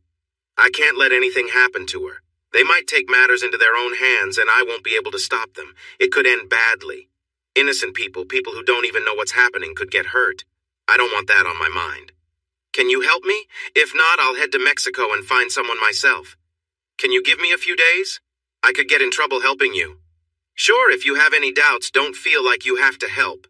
He gave her a quick kiss and hopped in the shower. She sat on the bed, amazed again as he walked past her. She knew she would at least try to help and hoped she wouldn't get him into more trouble. She was smart. You don't work in military intelligence without being sharp. After their first meeting, she checked into Hardy. The details made her worried, as it was hard to match the man she read about to the cheerful guy she shared her life with. But she trusted her instincts, and her first thoughts about him had been mostly right. Deciding to take a chance, she quietly reached out to some contacts, saying it was just for research. That excuse got her called into her commanding officer's office. Not wanting to lie, she told him everything. He frowned, made a call, and soon she was in Major Stein's office. She repeated her story. He sat, rocking slightly in his chair as he considered the situation. Then he straightened up, looking serious. Hypothetically, could you find someone who matches his needs? Of course, sir. I already have. He looked at her sharply. Your relationship with Mr. Wilkes, what does that mean? We have a casual relationship. I only see him when he comes to town, and I've never been to his home or met his family. We care for each other, but we both know it's not serious. He's going through a divorce, and I'm committed to the Army for at least 8 more years. Do you know why he needs this man? Not really. I think it has to do with keeping his soon-to-be ex safe from some trouble. He leaned back, fingers steepled. Go ahead. She almost missed what he said. I'm sorry, could you say that again? Go ahead. Connect him with your contact, and keep an eye on Mr. Wilkes. If he seems like he might do something risky, let your commander know. Anne looked worried. I don't know if I can watch him. He interrupted her. Don't be silly. You knew when you reached out that it would come back to your boss. You're too smart to be careless. You wanted us to look into it so we could find out more. You'll be able to keep track of him, and this gives you a way to do that through proper channels. We just need useful information, not every detail. Now off you go. You've got your instructions. He sat back, lost in thought. Hardy, what are you up to? Maybe Bill knows something. And so, the situation known as Wilkes War was closely followed by the Army. It led to valuable information on a major cartel, especially concerning North American connections. Some tips even came directly from them, which really helped various agencies. Hardy never realized this, and Anne ensured that the watchers remained discreet. Then, by chance, while Hardy was in Mexico meeting someone she had set up, Anne found herself unexpectedly sharing drinks with his wife in a hotel room. Anne didn't think it was just coincidence. She decided this was a sign to end things with Hardy. She did so the next weekend, being straightforward as always. She sensed he might suspect something was wrong, but he tried to make their final time together special. As she watched the plane disappear into the sky, tears filled her eyes as she wondered about what could have been. Her last meeting with Bill was very intense. Gwen tried to stay positive, but Bill stopped her. Gwen, Hardy has some things to share. Please listen and try not to interrupt. Can you do that? She nodded, feeling nervous. Hardy moved a chair closer to her and gently held her hand. When I was in Iraq for the second time, I had to meet and work with a local tribal leader. My interpreter and I stumbled upon a lecture for 3 couples getting ready to marry. The speaker was taking his time, making sure everyone could understand. We had to wait, so my interpreter told me what he was explaining.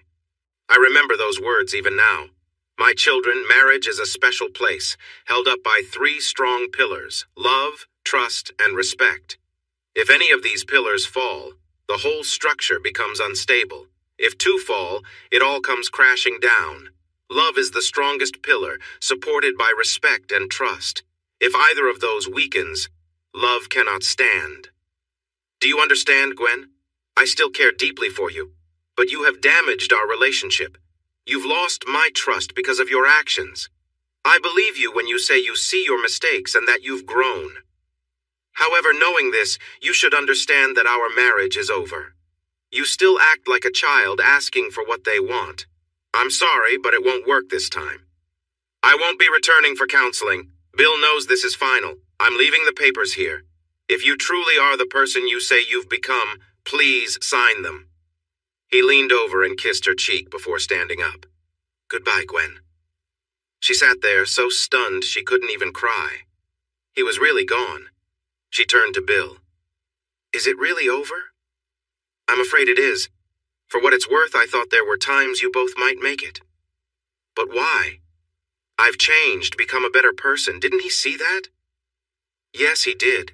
He once told me how proud he was of your growth and how you embraced your family here. Then why? Bill took a deep breath. What he was about to say would hurt, but it might help her to understand and find some peace. First, let me say he still loves you. He was sincere when he told you that. But Gwen, look at it from his perspective. You were everything to him. You were proof that he had overcome his past, that he was a good person deserving of happiness. When you chose to be with him, it meant a lot to him. Then when you started to pull away, feeling embarrassed to be with him, his world began to crumble. When you were unfaithful, it hurt him deeply. He shared with me that he felt like he was proving he had overcome his past, but your actions shattered that belief. In an instant, the happy life he worked hard to build felt like it was gone. In his past, trust was crucial. He needed to have people around him he could really count on. A broken trust could lead to serious problems. So he learned to be careful about who he let in, fearing betrayal. You betrayed him in a way that cut him deeply. We talked about this before, but I could never get you to really understand. Sign the papers, Gwen. Give him a chance for peace. Then the tears came. She cried for Hardy, for herself, and for the future she no longer had with him. In the end, she signed the papers and left them with Bill. She did what many young people do when faced with tough times. She ran home to her dad. Greg did his best to comfort her, feeling sad that her dreams of marriage were over. She stayed for 2 weeks, reconnecting with old friends who welcomed her warmly. But now, she wondered if they were truly happy to see her. Not one had reached out during what she felt was her difficult time. They seemed shallow to her now. She couldn't stay in her townhouse. There were too many memories there. So she rented a room in a nice hotel. The more attention she received, the more annoyed she felt. Realizing her true friends were back in Alabama, she told her dad she wanted to take a short vacation before going home. He understood, knowing his hope of her taking over the family business was probably gone. But he was glad she was seeking her own happiness. The idea struck her while moving things from her old purse to a new bag she had bought out of boredom. A card slipped out. Captain Ann Burnside, U.S. Army. She decided to call. To her surprise, Ann answered on the second ring. Ann? This is Canaday. Do you remember me? She could hear the smile in Ann's voice. I remember beautiful women I've been close with. How are you? Divorced, lonely, looking for a change. I need a break and some company from someone outside my past. Can you get some time off? I want to go somewhere warm with sandy beaches and clear water. Please come, it's on me. What do you mean by company? Whatever you want it to be, I'm doing this for me now. I'm not leading you on. Just expect anything and nothing and you'll be fine. That's an interesting offer. Let me call you back this afternoon. When is best for you? I'm free right now, so anytime soon works for me. Anne ended the call. It was tempting. After checking some things, she learned that although the divorce hadn't been filed yet, it was approved. With some available leave time, she decided to go for it. After a few calls, they planned to leave the next Wednesday for 4 days. Gwen didn't want to reveal where they were going, hoping to surprise Anne. Anne asked about the flight and was stunned when Gwen told her it would be on a private jet, sharing the time and runway. Did I mention I have a trust fund? Don't worry about a thing. This is all on me. Anne was impressed with the jet, but even more with Gwen. She had a new hairstyle, a shorter skirt, and high heels. They shared a friendly kiss. Once settled, Anne asked where they were going. Oh, just a little resort in the islands I used to visit when I was single. The place was stunning, just what a tropical paradise should be. The suite was impressive, with 2 bedrooms and all the best amenities. So, what's the plan for today? Anne asked. Gwen smiled. Shopping. I need a couple of new swimsuits and we need some fun outfits. We're going to turn heads tonight in the lounge. The resort had several high-end shops, and with money not being an issue, they bought whatever caught their eye. Anne was surprised when they started looking at swimsuits. Where are the tops? She asked, puzzled. The salesgirl and Gwen chuckled. This beach is all about being free. Most people go topless, some even skip the swimsuits entirely. But we can find something if you'd like. They picked out a few swimsuits, tiny ones suited for the relaxed beach dress code. Anne laughed, saying she might need a razor for her choice. After shopping for swimsuits and a few elegant dresses, they spent the day at the spa, getting pampered with massages and other treatments. Anne realized there were definite perks to a luxurious lifestyle. Later, when they entered the restaurant, they caught people's attention. The tall blonde and the petite redhead turned heads everywhere. They enjoyed a great meal and promised to work out the next morning to balance it out. That evening, they danced freely, laughing and having a wonderful time. Anne kept an eye on Gwen, who was drinking heavily, ensuring she stayed safe. After a fun night, they returned to the suite together with a few disappointed admirers left behind. Anne helped a tipsy Gwen get to bed, making sure she was comfortable. She gently brushed Gwen's hair back, seeing how the recent heartbreak had affected her. She wondered if this weekend would be the fresh start Gwen needed. "Everything and nothing," she whispered softly, before settling into bed beside Gwen, who naturally leaned into her. At some point before dawn, Gwen got up and then quietly returned. Anne, half asleep, murmured, "Come back to bed, I'm cold." Gwen climbed back into bed and Anne snuggled close. They drifted off peacefully, enjoying the comfort of a weekend away, hoping it was the start of a better chapter. Both women relaxed, enjoying a quiet and tender moment together. They shared a deep, comforting closeness, with Anne gently holding Gwen, and Gwen leaning into her warmth, grateful for the support. After a while, they lay quietly, each lost in thought. Anne gently brushed Gwen's hair back, assuring her, "You don't have to do anything you're unsure about." Gwen looked up, her eyes soft. "I want to, though. You've been so kind to me. It's been a year since anyone has shown me this level of care." They shared a warm embrace, their closeness deepening as they found peace in each other's company. As morning neared, they drifted off to sleep together, finding solace in each other's presence. When Gwen woke, holding Anne, a wave of emotions hit her. She wondered if the night had been a mistake, questioning her feelings. Then she remembered everything she'd been through, and a quiet sadness came over her. Anne, noticing Gwen's tears, held her close, offering quiet words of comfort as Gwen let her feelings out. After a moment, Anne asked gently, "Are you feeling regret?" "No," Gwen said, taking a deep breath. "It's just for the first time. It feels real. It's really over. I didn't expect it to feel this way." Anne held her warmly, saying, "That's natural. You didn't choose to be here alone. It's going to take time, but you'll move forward. You'll find your way and maybe love again." Gwen smiled, though her heart still felt heavy. "Thank you for being here with me. I don't know if I could have gotten through this without you. How about breakfast?" After showering, they ordered breakfast in and enjoyed a relaxed conversation. Anne, still curious, couldn't help but ask, "How did last night make you feel?" Gwen smiled shyly. "Happy. I never thought I'd feel so understood." Anne laughed softly. "There's so much more for you to experience if you're open to it." Gwen chuckled. "I'm not sure I'm ready for all that just yet, but yes, I feel good. How about a day at the beach?" Later, as they set up their spot on the sand, Anne twirled playfully. "How do I look?" Gwen laughed, feeling a bit more at ease. They spent the rest of the day under the sun, enjoying each other's company, letting laughter and warmth fill the spaces where doubt and sadness had been.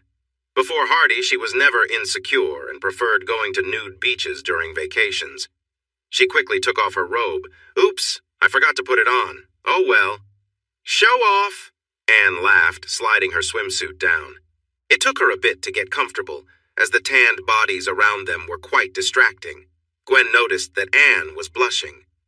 "Now that I'm open to new experiences, it's like looking at a display of beauty. Isn't that blonde girl stunning?" "She is, and so is he and her, and oh my..." Her gaze landed on a well-built man with smooth skin, glowing from the sun. Gwen chuckled. "If you like him, go for it. We're here as friends, remember? Just take care of yourself." Anne squeezed some lotion into her hand. "No, I want to be with you right now. Maybe later we can share some fun. Now, roll over so I can lotion you up. We won't have any fun if you get sunburned." They took turns applying lotion, not missing a spot. A few people glanced their way and they introduced themselves, playfully flirting and promising to dance together later. Gwen tried to relax, but she often thought of Hardy. She wished he could have joined her just once. It would have been nice to show him off, knowing he was hers. For the next 2 days, they ate, sunbathed, danced, and shared special moments together. On their last night, they had a group of friends around them, and she felt at ease. As she paused to sip her drink, she saw Anne dancing closely with the man she'd noticed earlier. Anne leaned over to whisper in his ear, and his bright smile lit up the room. Holding his hand, Anne brought him over. "Last night, let's make some memories." Not making any commitments, Gwen followed them to their room. They were both in their swimsuits when the door opened. Anne led him to the bedroom, playfully teasing along the way. Gwen arrived just in time to see a moment they were sharing. Gwen suddenly thought of Hardy, and it startled her. She gasped and quickly left the room. Anne noticed and followed her. "I'm sorry, Anne, I just can't do this. It would feel like a betrayal, and I can't." Anne reassured her, holding her close. "I understand. But eventually, you'll need to accept the situation. I'll send him back to his room and take care of you." Gwen took her hand. "Don't. I know you've liked him since you saw him. I want to be alone tonight. Go have fun. We'll talk in the morning. Make him remember you forever." Bending down to give her a deep kiss, Anne left with a parting remark. "You're a complex woman, Gwen Cannaday. I hope one day I find someone I can love like you loved him. Good night." As Gwen lay there tossing and turning, listening to the sounds of excitement from the bedroom next door, she thought about what Anne had said. "It's love, Anne, not loved." The flight back to Savannah was quiet for a while, until Gwen started teasing Anne about the night before. "You must have really impressed that poor guy. He practically crawled out the door this morning." Anne smiled at the compliment. "You don't know how true that is. It's a good thing you didn't join us last night. He might have been overwhelmed. I bet he feels sore for a bit." They both laughed before Anne became serious. "What are you going to do now?" "Go back to Birmingham and get back to my life. I'll think about the memories I made this weekend. Thank you, Anne. I should thank you. This was the best trip I've ever had. The best resort, the best everything. I could get used to this. If you ever want to go on another adventure, keep me in mind. I could be very flexible for the right person." She was joking, but inside she hoped it sparked an idea. She found herself in a strange situation. She had feelings for 2 people who happened to be married. She imagined being partners with both of them. After gathering her thoughts, she asked Gwen for a favor. "If you and Hardy ever get back together, keep our little adventure a secret. Most men aren't comfortable knowing their partner likes both men and women. It's hard enough to keep the guys at bay without adding women into the mix." Gwen thought about it. "You're right. I'm not attracted to women. I'm attracted to you. And I'm not ashamed of what we shared. Still, it's best if he never finds out. You know, not to give you false hope, but I know 4 couples who have divorced and remarried. If you want him back, find a way to reach out to him. Show him the new you that took so long to become. Take it slow, let him get used to you being around, and gradually move closer. You know him better than anyone else." Gwen considered this while the jet left Savannah, making a plan. She promised herself that if this didn't work, she wouldn't try again. When she got back to her little apartment, soon she would start house hunting, but for now, she wanted the comfort of her familiar space. She often visited Aunt Daisy, helping her with family research while Marcus was in school. She spent nearly every Saturday with Joshua and Hildy, careful not to mention Hardy. They understood, but sometimes his name would come up. Once, she overheard her female cousins talking about Hardy and a woman named Bonnie. How does he do it? First, he marries a wealthy woman, and now he's dating a state senator. What does he have that makes successful women so interested in him? Gwen felt a little flutter when she picked up a copy of the Sunday paper and saw a woman at a fundraiser with Hardy by her side. Local girl and now respected state senator Bonnie Parker will be hosting a fundraiser for education in 2 weeks at the country club. There will be dinner, dancing, and a silent auction. Only 1,200 tickets are available, so get yours this week before they sell out. Hardy wasn't mentioned at all. Gwen made sure to secure 2 of the best seats, dressed elegantly, with a date. He was the new assistant district attorney brought in to take her place. Paul had spoken to her when she visited Karen and offered her a job. "What about the new guy?" she asked. He's still in training, and I can already see he won't last. To put it nicely, he lacks confidence. Defense lawyers are walking all over him. I couldn't ask you to help him, could I?" Boredom led her to consider it a good idea. She became an unpaid consultant. It didn't take her long to agree with Paul. He needed help. She took him to the interview room and explained things. "Be strong, Jerry, or you might not get through your training. These people can be tough and don't think twice about breaking the law. Many of them can't be helped, and it's your job to keep them from causing harm. Get serious and do your job. Otherwise, you might want to look into a different career." She stormed out, slamming the door behind her. Paul was in the hall with a smile. "Do you still think you wouldn't make a good district attorney? Just think about it. I plan to retire at the end of my term, and the position will be open. The Escobar case is still fresh in everyone's mind, and you are still regarded as a hero for standing up to the drug lords. I've got to run." He walked away, whistling. The next day, she stopped by Jerry's office. "Jerry, I need a date Saturday. Wear your best suit, get a haircut, and be ready at 7. I'll pick you up. Just so you know, it's not a real date. I just need someone to join me for a few hours. You probably won't have any luck, but it could help you be seen more positively in the community. You're attractive, and it might interest some women. Don't let me down." Before he could say anything, she left. When she returned, Karen was in the office and barely held it together until Gwen left. Then she burst out laughing. "Looks like she put you in your place. Don't let her down. She's got a lot more confidence than you do. Just a heads up. She's doing this because her ex-husband is bringing the guest of honor, and she's still got feelings for him. Be careful. He's tough and still cares about her." Jerry rolled his eyes. "Oh, great. Just what I need. This is going to be a difficult date. Do you think I can get out of it?" "Not at all. You're just eye candy. Smile, be nice, stay in the background, and everything will go smoothly. Behave, and she might not make you find your own way home. Enjoy yourself." She was still laughing when she returned to her seat.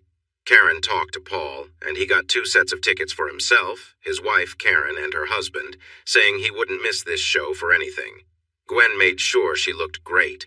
She had Jerry wait until dinner was about to start before entering, walking in just as everyone was seated and passing the main table on her way to hers.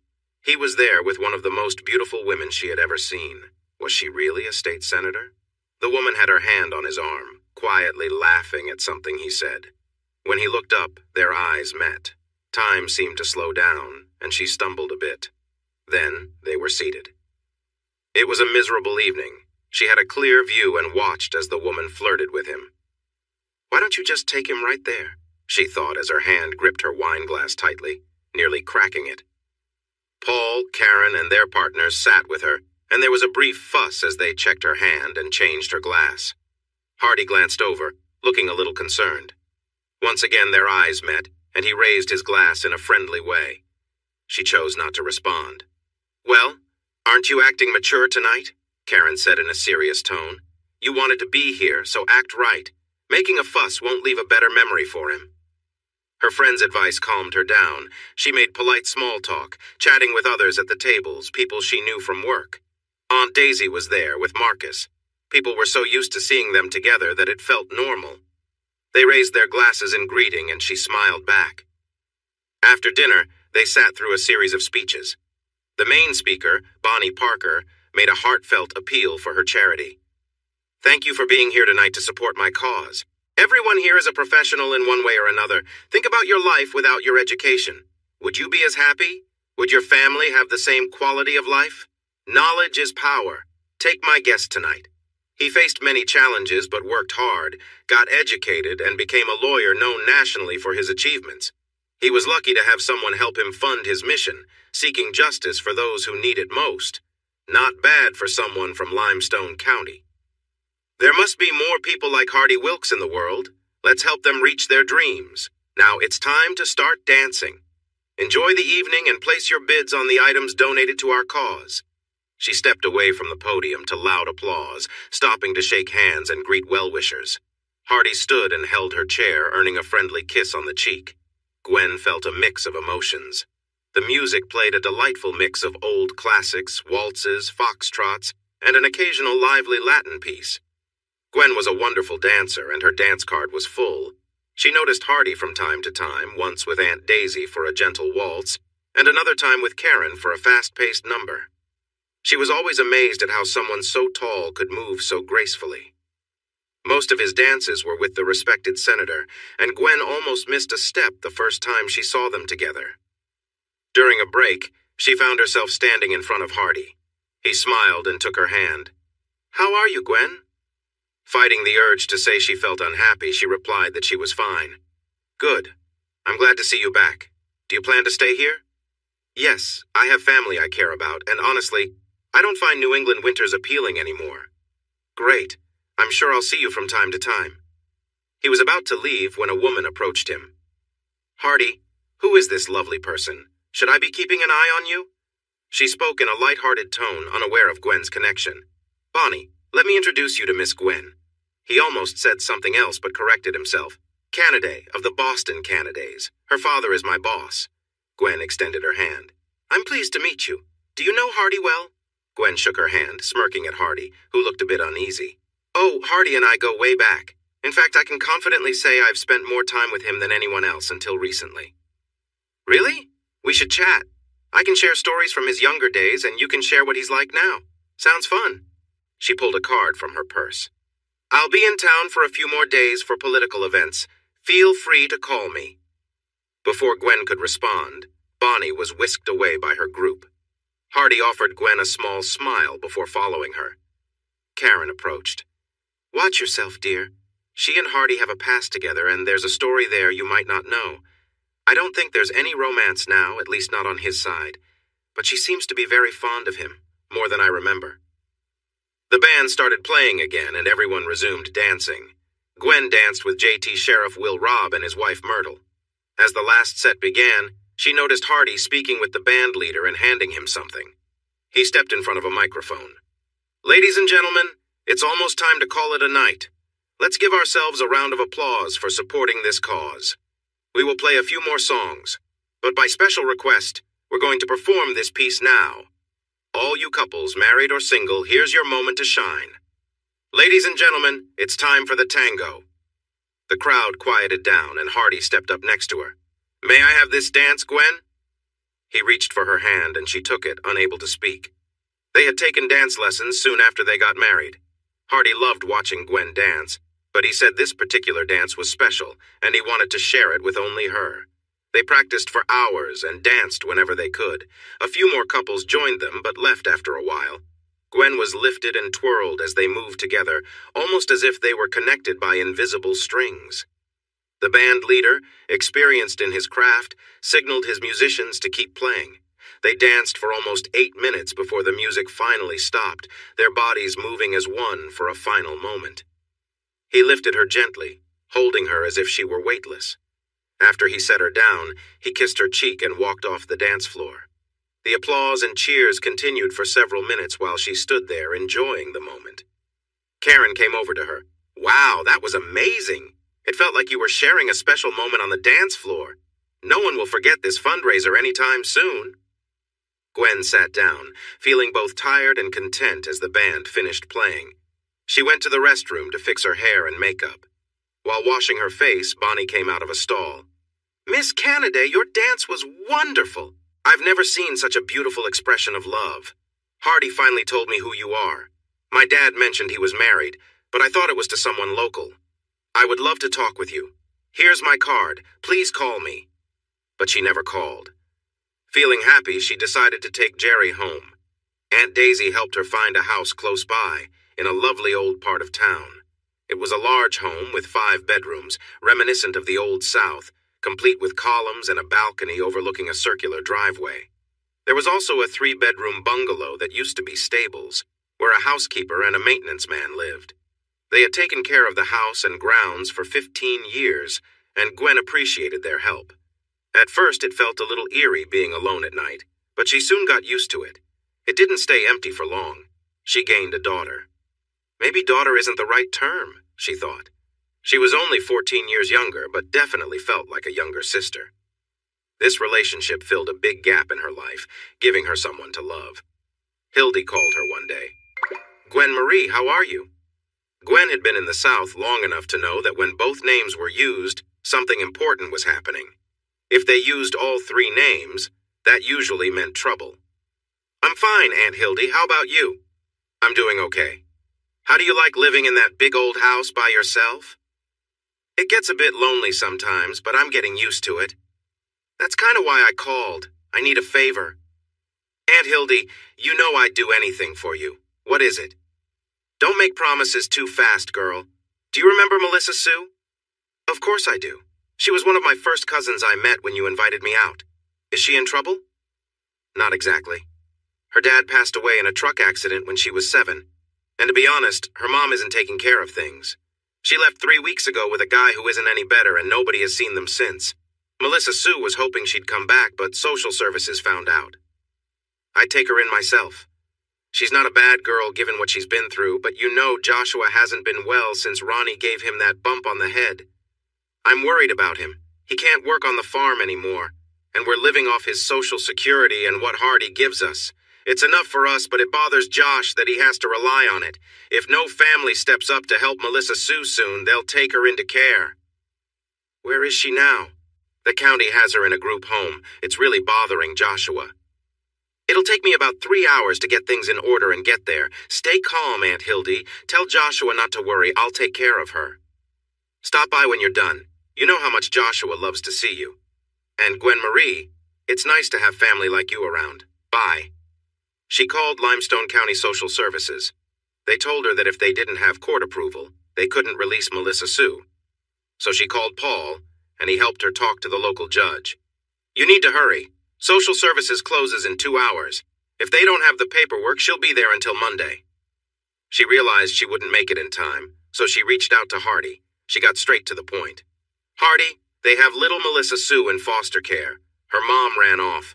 I have a judge willing to grant me temporary custody. But if I can't get it filed before they close, she'll be stuck there all weekend. Can you help me? Hardy, who had dealt with foster care more than he wanted to, quickly agreed. I'll take care of it. Meet me at Grandpa's. I'll have her there by the time you arrive. She could hear the relief in her voice. Thank you. Gwen, I need you to promise me that if you need help with family matters, call me first. Promise me. I promise, Hardy. See you soon. When she arrived, Melissa Sue was sitting on the front porch swing, looking sad and alone. Her mothering instincts kicked in, and she sat next to her, gently rocking. Soon, Melissa Sue leaned her head on her shoulder, and she wrapped her arm around her. Before long, tears began to fall, and Gwen held the girl tighter, promising her that things were going to get better, starting right away. She looked up and noticed Hardy watching them. It seemed like he had tears in his eyes, too. He turned quickly and went back inside. At that moment, Gwen realized that the girl in her arms could have been her own daughter, and her tears landed in the girl's hair. Dinner was quiet. Gwen could see that Joshua wasn't feeling well, and Aunt Hildy looked worried. She managed to get Hardy to step out onto the porch for a brief talk. I'm concerned about Joshua. Has he seen the doctor lately? She asked. Hardy shrugged. The stubborn old man won't let Hildy take him, he replied. I made an appointment for next week and told him I'd take him myself if he didn't go. He promised, but it doesn't seem like he means it. Gwen realized there was more than just tension between Hardy and Ronnie. She had heard nothing about the Escobar meeting, as the family had fallen silent. Roy and his old friends were still searching for Ronnie, but he had vanished. After dinner, she spent a little extra time with Joshua, hugging and caring for him. He grumbled, but it was clear he appreciated it. After everyone had given him a kiss and a hug, including Hardy, she gathered Melissa Sue. The girl didn't even have a suitcase, just 2 small trash bags. Once they were in the car, Gwen asked if she needed to get her other things. Melissa Sue looked down. This is all I have, Aunt Gwen. Do you have a washing machine? I didn't have money for laundry and everything needs to be cleaned. Gwen felt a surge of compassion. The poor girl had so little. She thought back to her own comfortable childhood and sighed. She promised herself that no matter where she ended up, her life would improve greatly. She parked at the local Walmart. It wasn't ideal, but it would work for now. Come on, sweetie, I need to get a few things.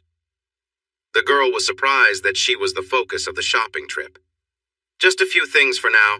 We'll get you a whole new wardrobe over time, Gwen assured her. Melissa Sue protested, saying Gwen shouldn't spend money on her. Gwen chuckled. Sweetheart, your Auntie Gwen is doing just fine. I have plenty. Don't worry. This will probably bring me more joy than it will you." They picked out new underwear, 2 pairs of jeans, 2 tops, 2 sets of pajamas, and new sneakers. Then, they grabbed personal care items like hair mousse, shampoo, conditioner, and skin cream. Gwen held a tube of lip gloss, glancing at it before setting it back. She sensed that Melissa Sue might not have much experience with makeup. "Not that one. The color isn't right for you. These 2 might work and you need eyeliner and foundation. Oh, never mind, I'll choose for now. You can decide later which ones you like best." Their cart was filling up. They finished their shopping in the snack aisle. "Choose some snacks, but don't go overboard on the junk food." That plan fell apart quickly. She grabbed soda, popcorn, chips, and ice cream. To feel a bit better, she also added yogurt and some fruit. Melissa Sue was shocked when she saw the total for their groceries. She was even more surprised when they arrived at the house. "How many people live here?" she asked. "Counting you, it's just 2. Come help me unpack the groceries and then we can choose your bedroom." She picked the room closest to Gwen's, still feeling a bit nervous. Gwen reassured her. "Great choice! We'll be near each other and this room has a bathroom. 2 women sharing a bathroom can get cramped." Afterward, Melissa made sure to take her bath and brush her teeth. To her surprise, Gwen helped tuck her in. Typically, that wasn't something you did for a 15-year-old, but Melissa seemed to appreciate it. She sat on the bed and chatted for a little while, holding on to Melissa's hand. When Melissa started to feel sleepy, Gwen gently released her hand, kissed her forehead, and turned off the lights. As Gwen stood in the hallway, she imagined the house filled with children. It made her feel warm for a moment, but then reality hit her. She was almost 30 and began to feel the pressure of time. She regretted not wanting children. Now, the only man she wished to have a family with was no longer in her life. It took her some time to fall asleep. She even got up to check on Melissa twice, amazed at how peacefully she slept. Suddenly, Gwen woke up to find Melissa sitting on her bed. "Good, you're awake. Mrs. Hendricks is making breakfast. She said you need to give her money for proper food now that a growing child is living here. Good morning, Aunt Gwen." Melissa leaned down for a kiss before bouncing out of the room. Gwen lay back, enjoying the moment. Mrs. Hendricks was her housekeeper and had offered to cook for her numerous times, but Gwen usually declined since she was alone. That was about to change, and she wondered how else her life might shift. Breakfast was lively, with Melissa and Mrs. Hendricks chatting happily. Gwen told Mrs. Hendricks she would set up a household fund and give her a debit card for groceries. "I'll get one for your husband, too, so he can buy what he needs for his landscaping." She had bought the house at a good price due to the economy and its condition. While it was solid, the house and yard needed a lot of work. The previous owners had only done essential maintenance and little else. She saw Melissa's husband struggling with a rose bush and asked why he didn't just replace it. "No money," he replied. She asked him to create a landscaping plan that included a swimming pool since she loved swimming. He wanted to do most of the work himself, but she convinced him to take on a supervisory role, hiring and overseeing others to help.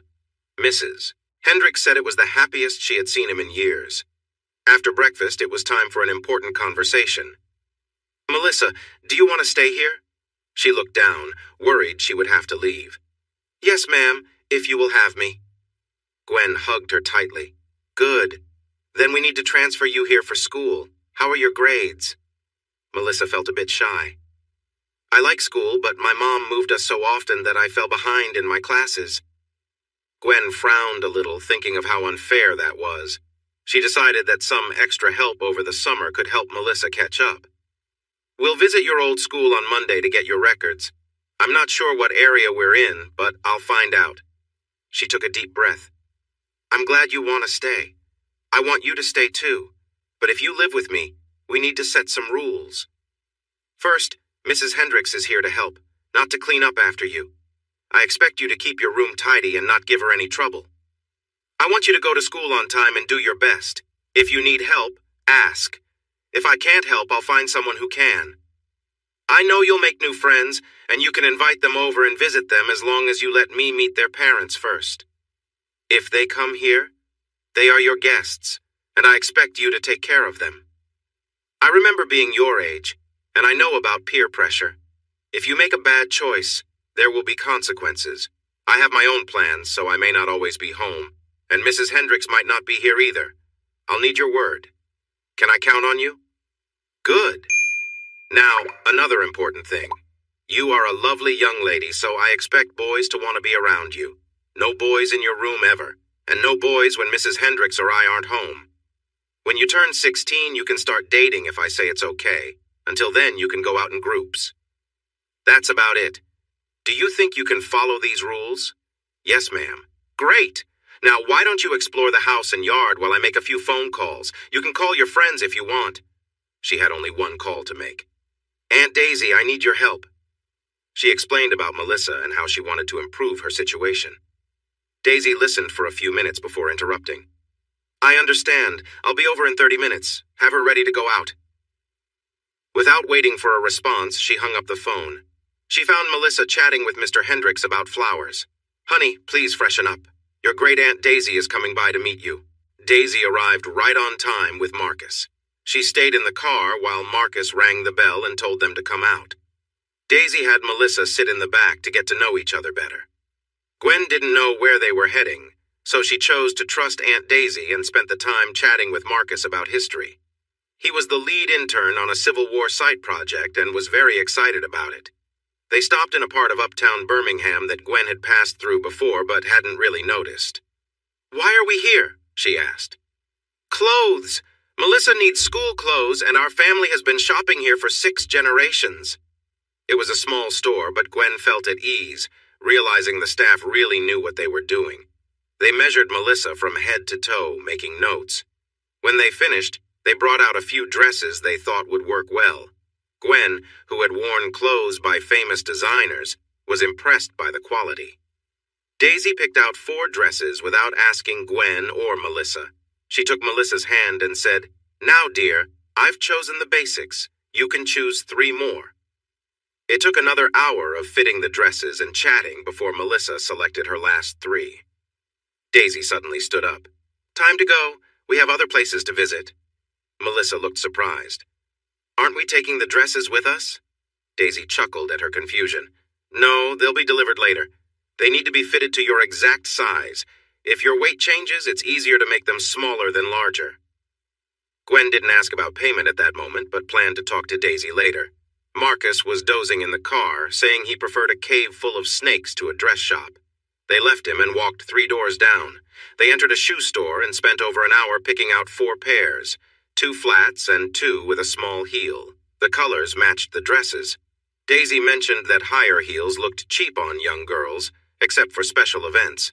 Again, payment was not discussed. As they walked to another store, Melissa finally found the courage to ask Aunt Daisy why she needed so many dresses. Because at Pleasant Hill Academy, the dress code only allows slacks on Friday. The rest of the week it's dresses or skirts only, and slacks must be proper slacks, not jeans. Both Melissa and Gwen were taken aback. Everyone wanted their children to attend Pleasant Hill, but the waiting list was 3 years long. The school was well known for shaping young leaders in the South. Aunt Daisy, how will we get Melissa into Pleasant Hill with such a long waiting list? I'm a major supporter, and you'd be surprised at how much it costs to run the school. If it weren't for support from former students, it would have closed long ago. Our family has a long history with the school, and I didn't expect to see another family member attend. It means a lot to me. Shouldn't we ask Melissa if she wants to go there? Gwen suggested. Daisy scoffed. Your generation is too lenient with children.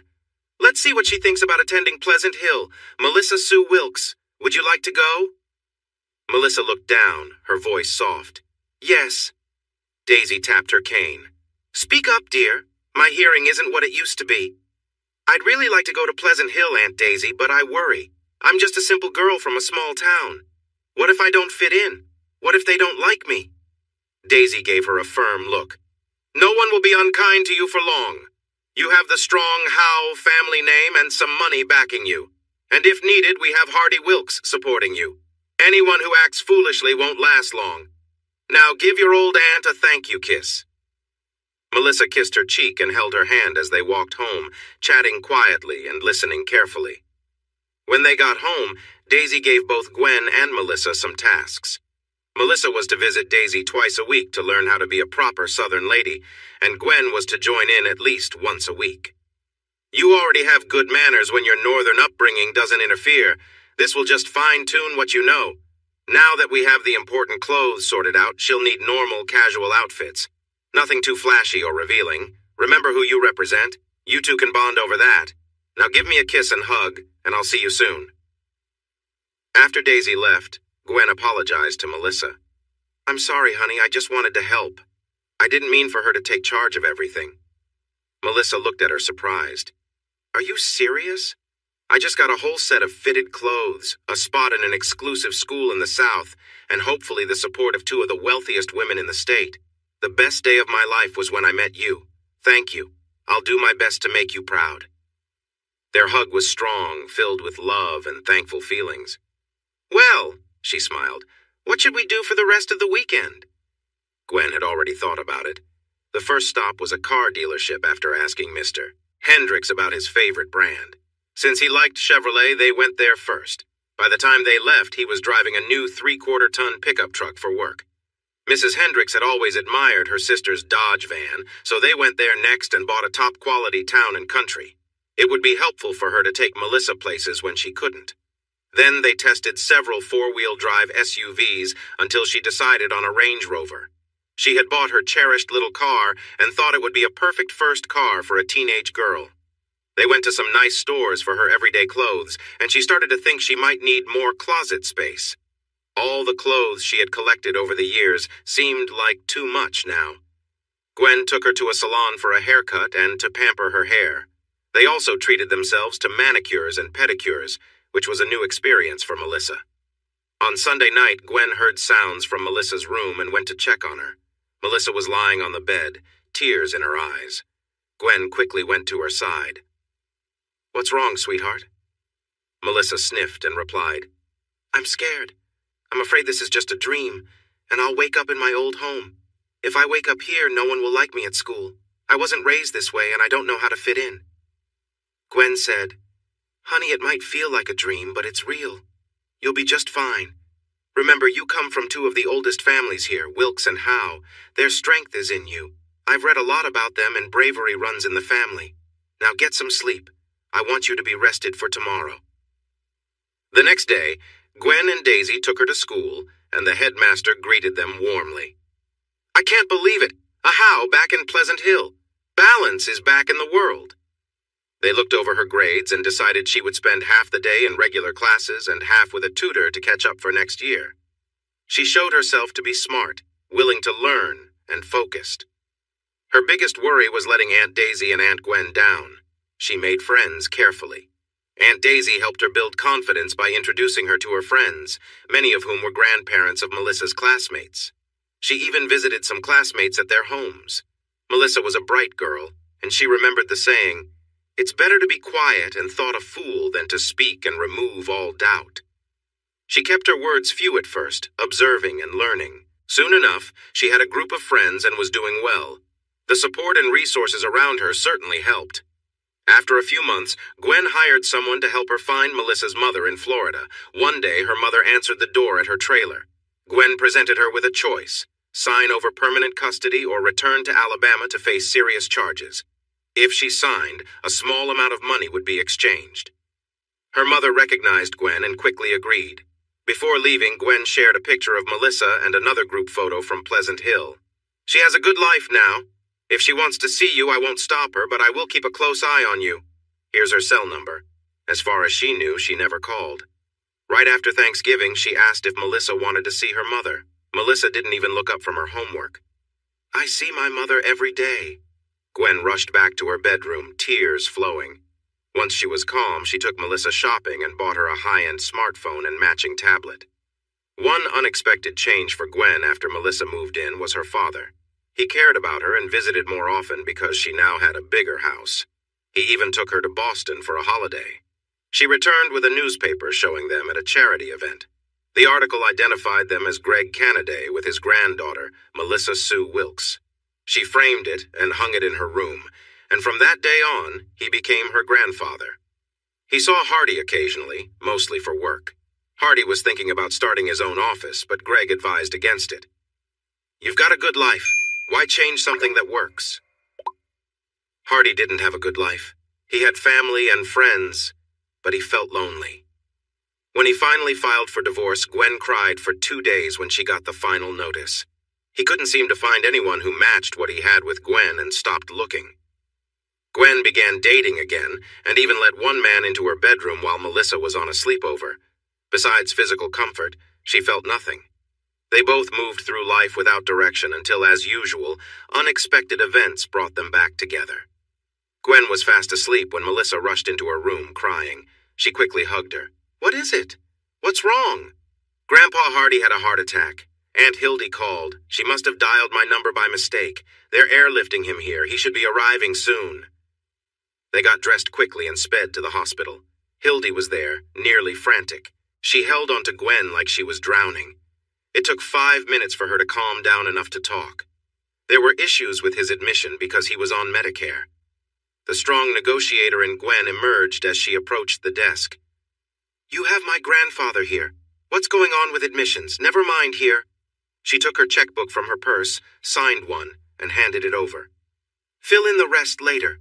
I want the best care, understand? If I find out he didn't get the best treatment possible, I'll take action against this hospital." A deep voice came from right behind her.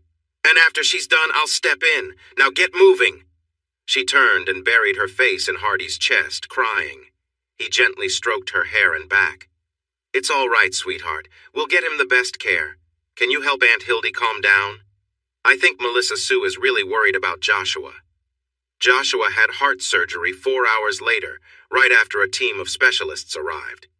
So many relatives came that they almost needed police to manage the traffic, filling waiting rooms on every floor. The staff was amazed at how much love someone so simple could receive. Gwen was surprised to learn that he was 81. She thought he looked much younger. Before his surgery, he wanted to see Hildy, Gwen, and Hardy. "I wanted to talk to you all just in case. Hildy, you were like the daughter I lost.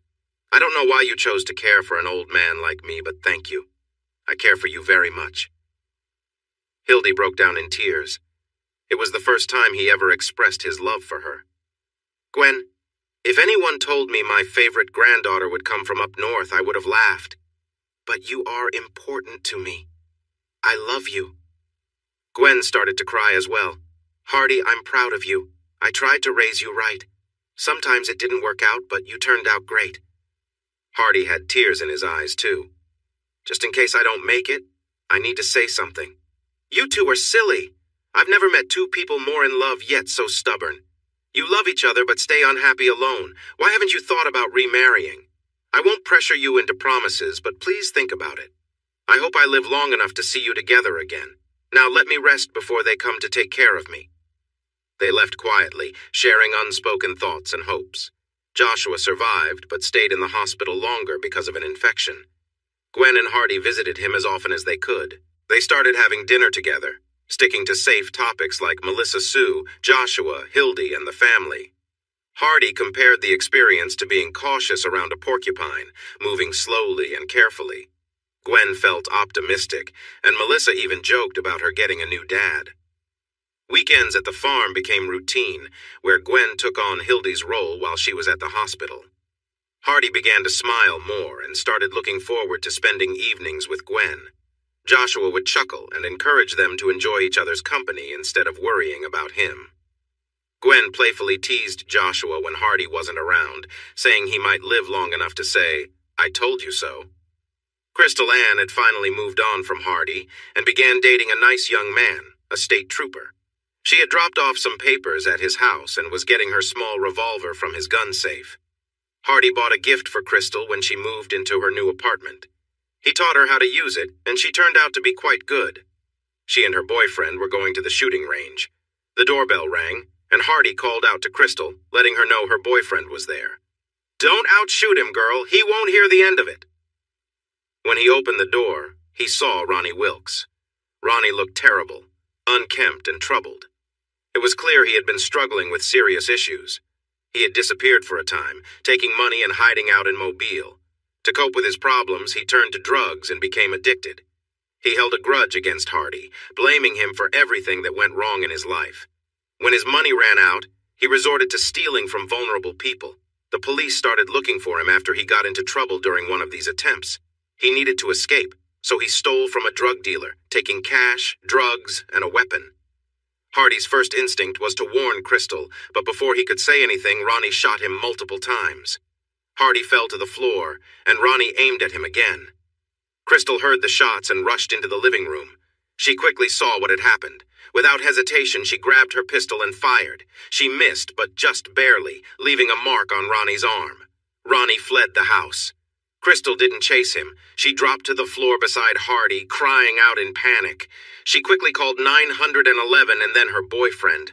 He was almost at the house when he saw the car speed past. He called for help while finding a parking spot. When he arrived, Crystal was covered in blood, trying to stop the bleeding. He feared Hardy might not survive, but Hardy clung to life, barely. He was airlifted to the same hospital where Josh was. Gwen heard the helicopter and noticed the time. Hardy was late and hadn't called. She went downstairs to wait for him. As she walked past the nurse's station, she overheard them talking. "I heard they don't think he'll make it. He's lost a lot of blood. They said he was shot several times. If anyone can pull through, it's him. He's the toughest person I know. We might need to inform his ex-wife. They usually come by this time to see his grandpa, that grumpy old man in 412. Time seemed to stand still as she turned back to the desk. One of the nurses saw her and gasped. Gwen hurried to the emergency room. They could hear her cries echoing down the hallway as she rushed in. Just as the medical team wheeled Hardy inside, she pushed her way through, desperate to reach him. Despite their efforts, blood was seeping through the bandages, and he lay still, his blonde hair limp. For a brief moment, she thought he was gone, but his hand moved as if reaching for something. She quickly grabbed it, unwilling to let go. He seemed to want to say something. His arms weren't tied, and he managed to pull out the breathing tube. His eyes were open, but he was not aware of his surroundings. Blood was on his lips. One bullet had hurt his lung. "Tell Gwen! Tell—" He fell silent. Gwen remembered shouting that she loved him repeatedly until her words became a jumble. Suddenly she felt a sting, and then fainted. When she became aware again, she found herself in a bed, unable to move her arms and legs. Hildy, Daisy, Melissa, and many family members filled the room and hallways. "Where's Hardy?" she yelled, fighting against her restraints. Hildy and Daisy rushed to her side, trying to calm her down. "Calm down, dear. He's in surgery and will be for a while." "How long have I been out?" 3 hours. They had to sedate you to help Hardy. She began to plead for them to free her from the restraints. "Please settle down. You're not helping anyone like this. Your child is very worried. Just look at her. Be strong, be calm, and they will let you go. You have to promise not to try to see Hardy. He won't know you're there and it won't help you. Go see Grandpa Hardy. I'm sure he's waiting for you both." After about an hour, she began to regain her composure. Her training kicked in when she went to see Josh.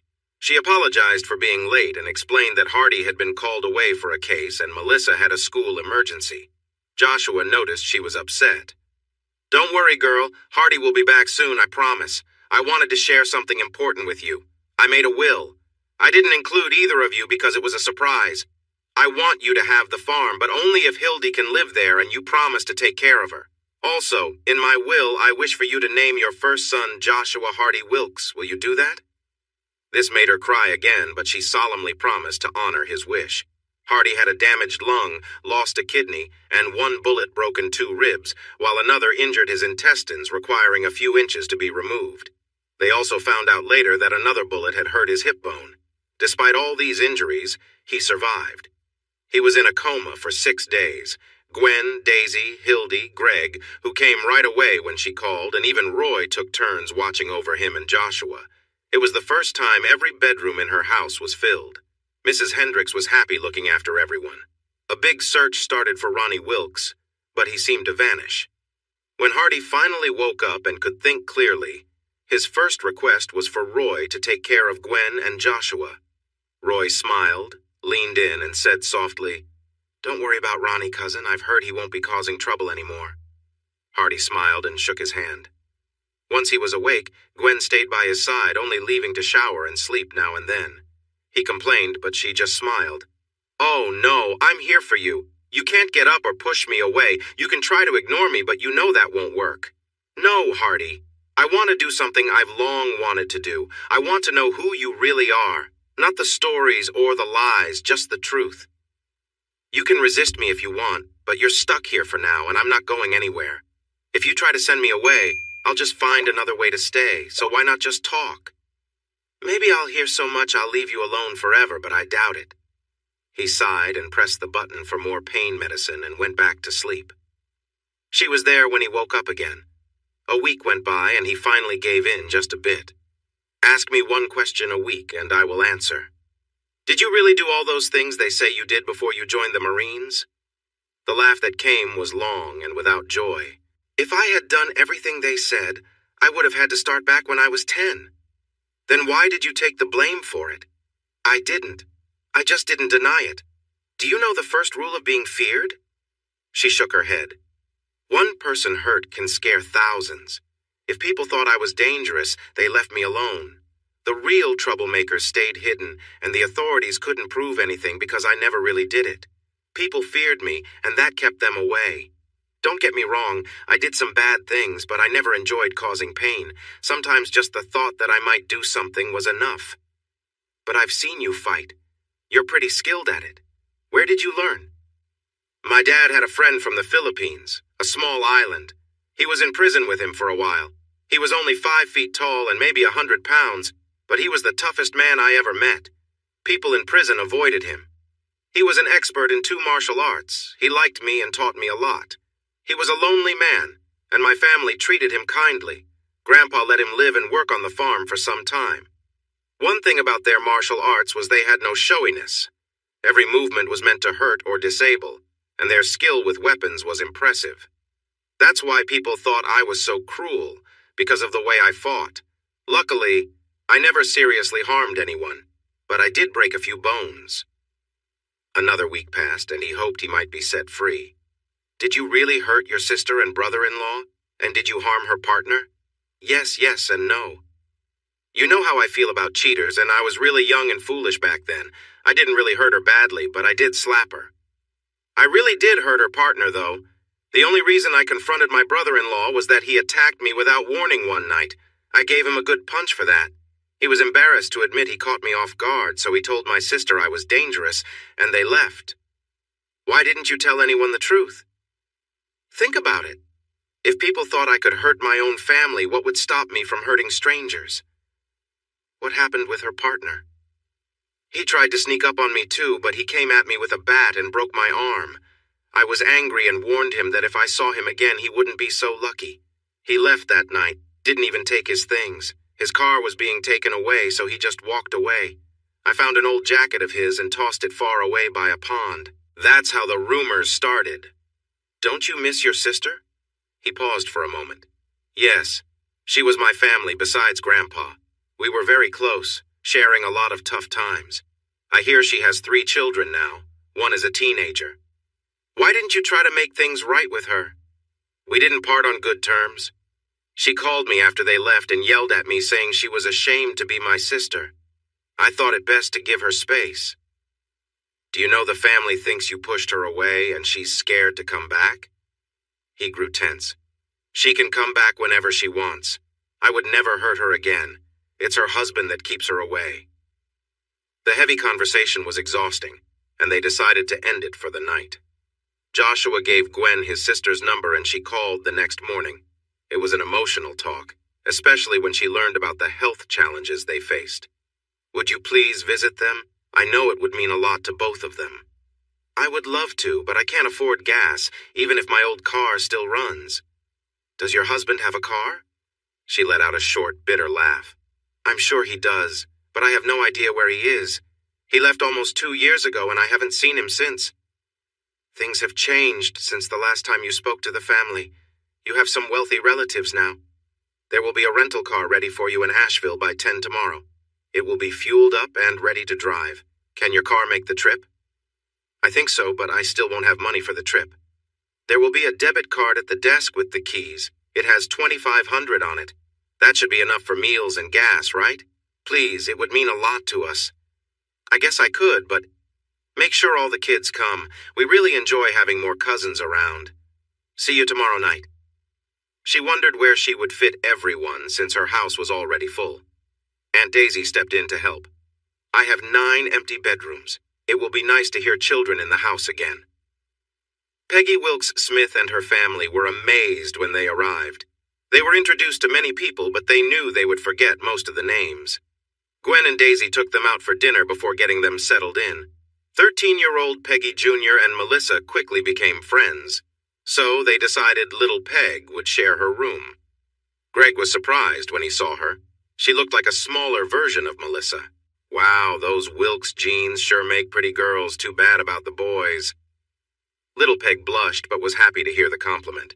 She was excited when Melissa told her he was her great-uncle. "He's from the north, but don't hold that against him. He's really rich, so be nice to him, and he loves to talk. Just wait until you meet your uncle. You'll wish you weren't related." "Melissa Sue Wilkes," Greg and Gwen said together. But it was too late. She was already dragging her cousin to her room while sticking her tongue out playfully. They smiled at each other. "You've spoiled her too much," said Gwen. "Like mother, like daughter," he replied. It was true. Gwen had officially adopted Melissa 2 months ago. It was one of the happiest days of her life. She and Melissa cried happy tears all day long. The next day, they let Peggy go in to see Hardy alone. She stayed for 2 hours before she came out. Her eyes were red and puffy, but she was smiling, looking content for the first time since she arrived. Gwen went in and found Hardy with his head down, looking worn out. She hugged him softly, stroking his hair.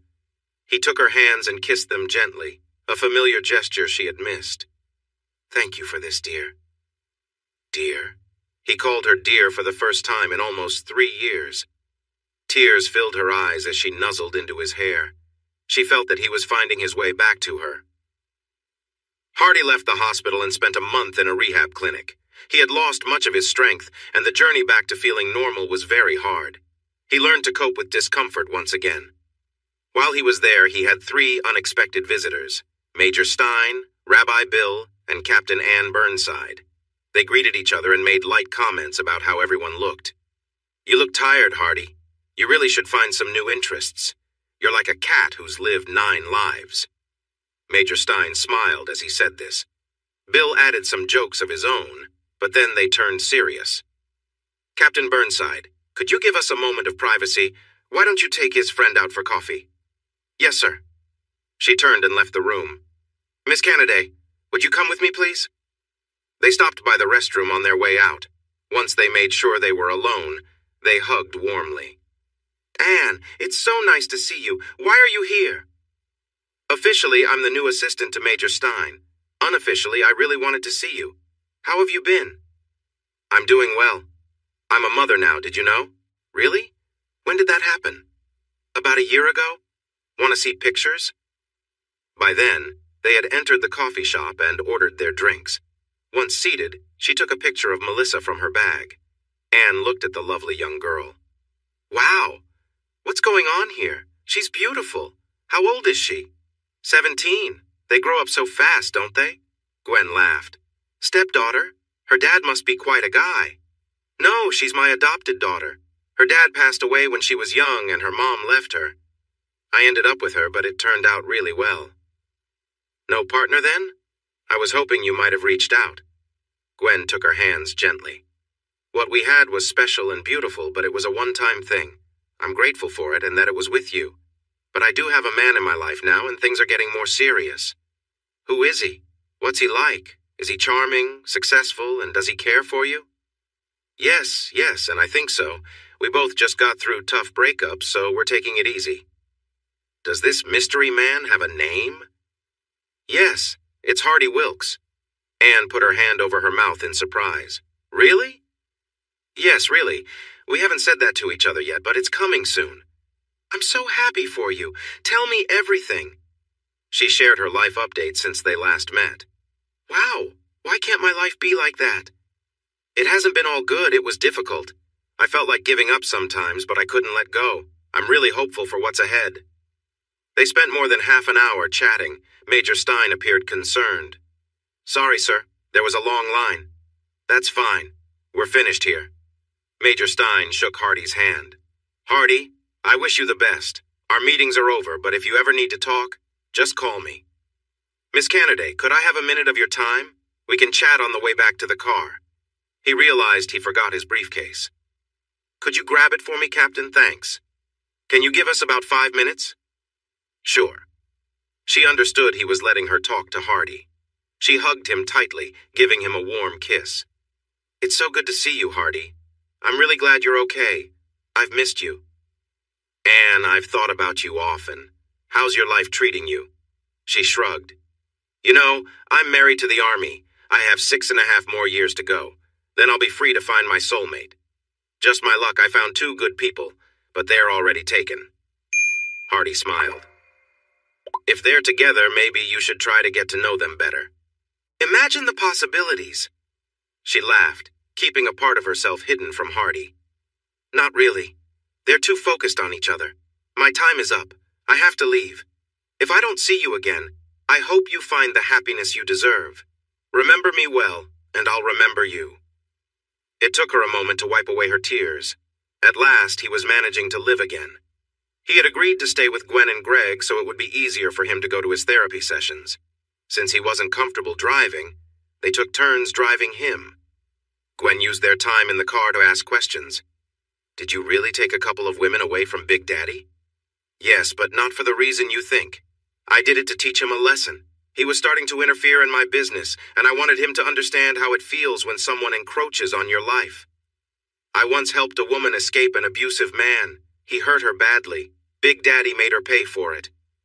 She heard he was going to betray some of his relatives to take over their work while they were away.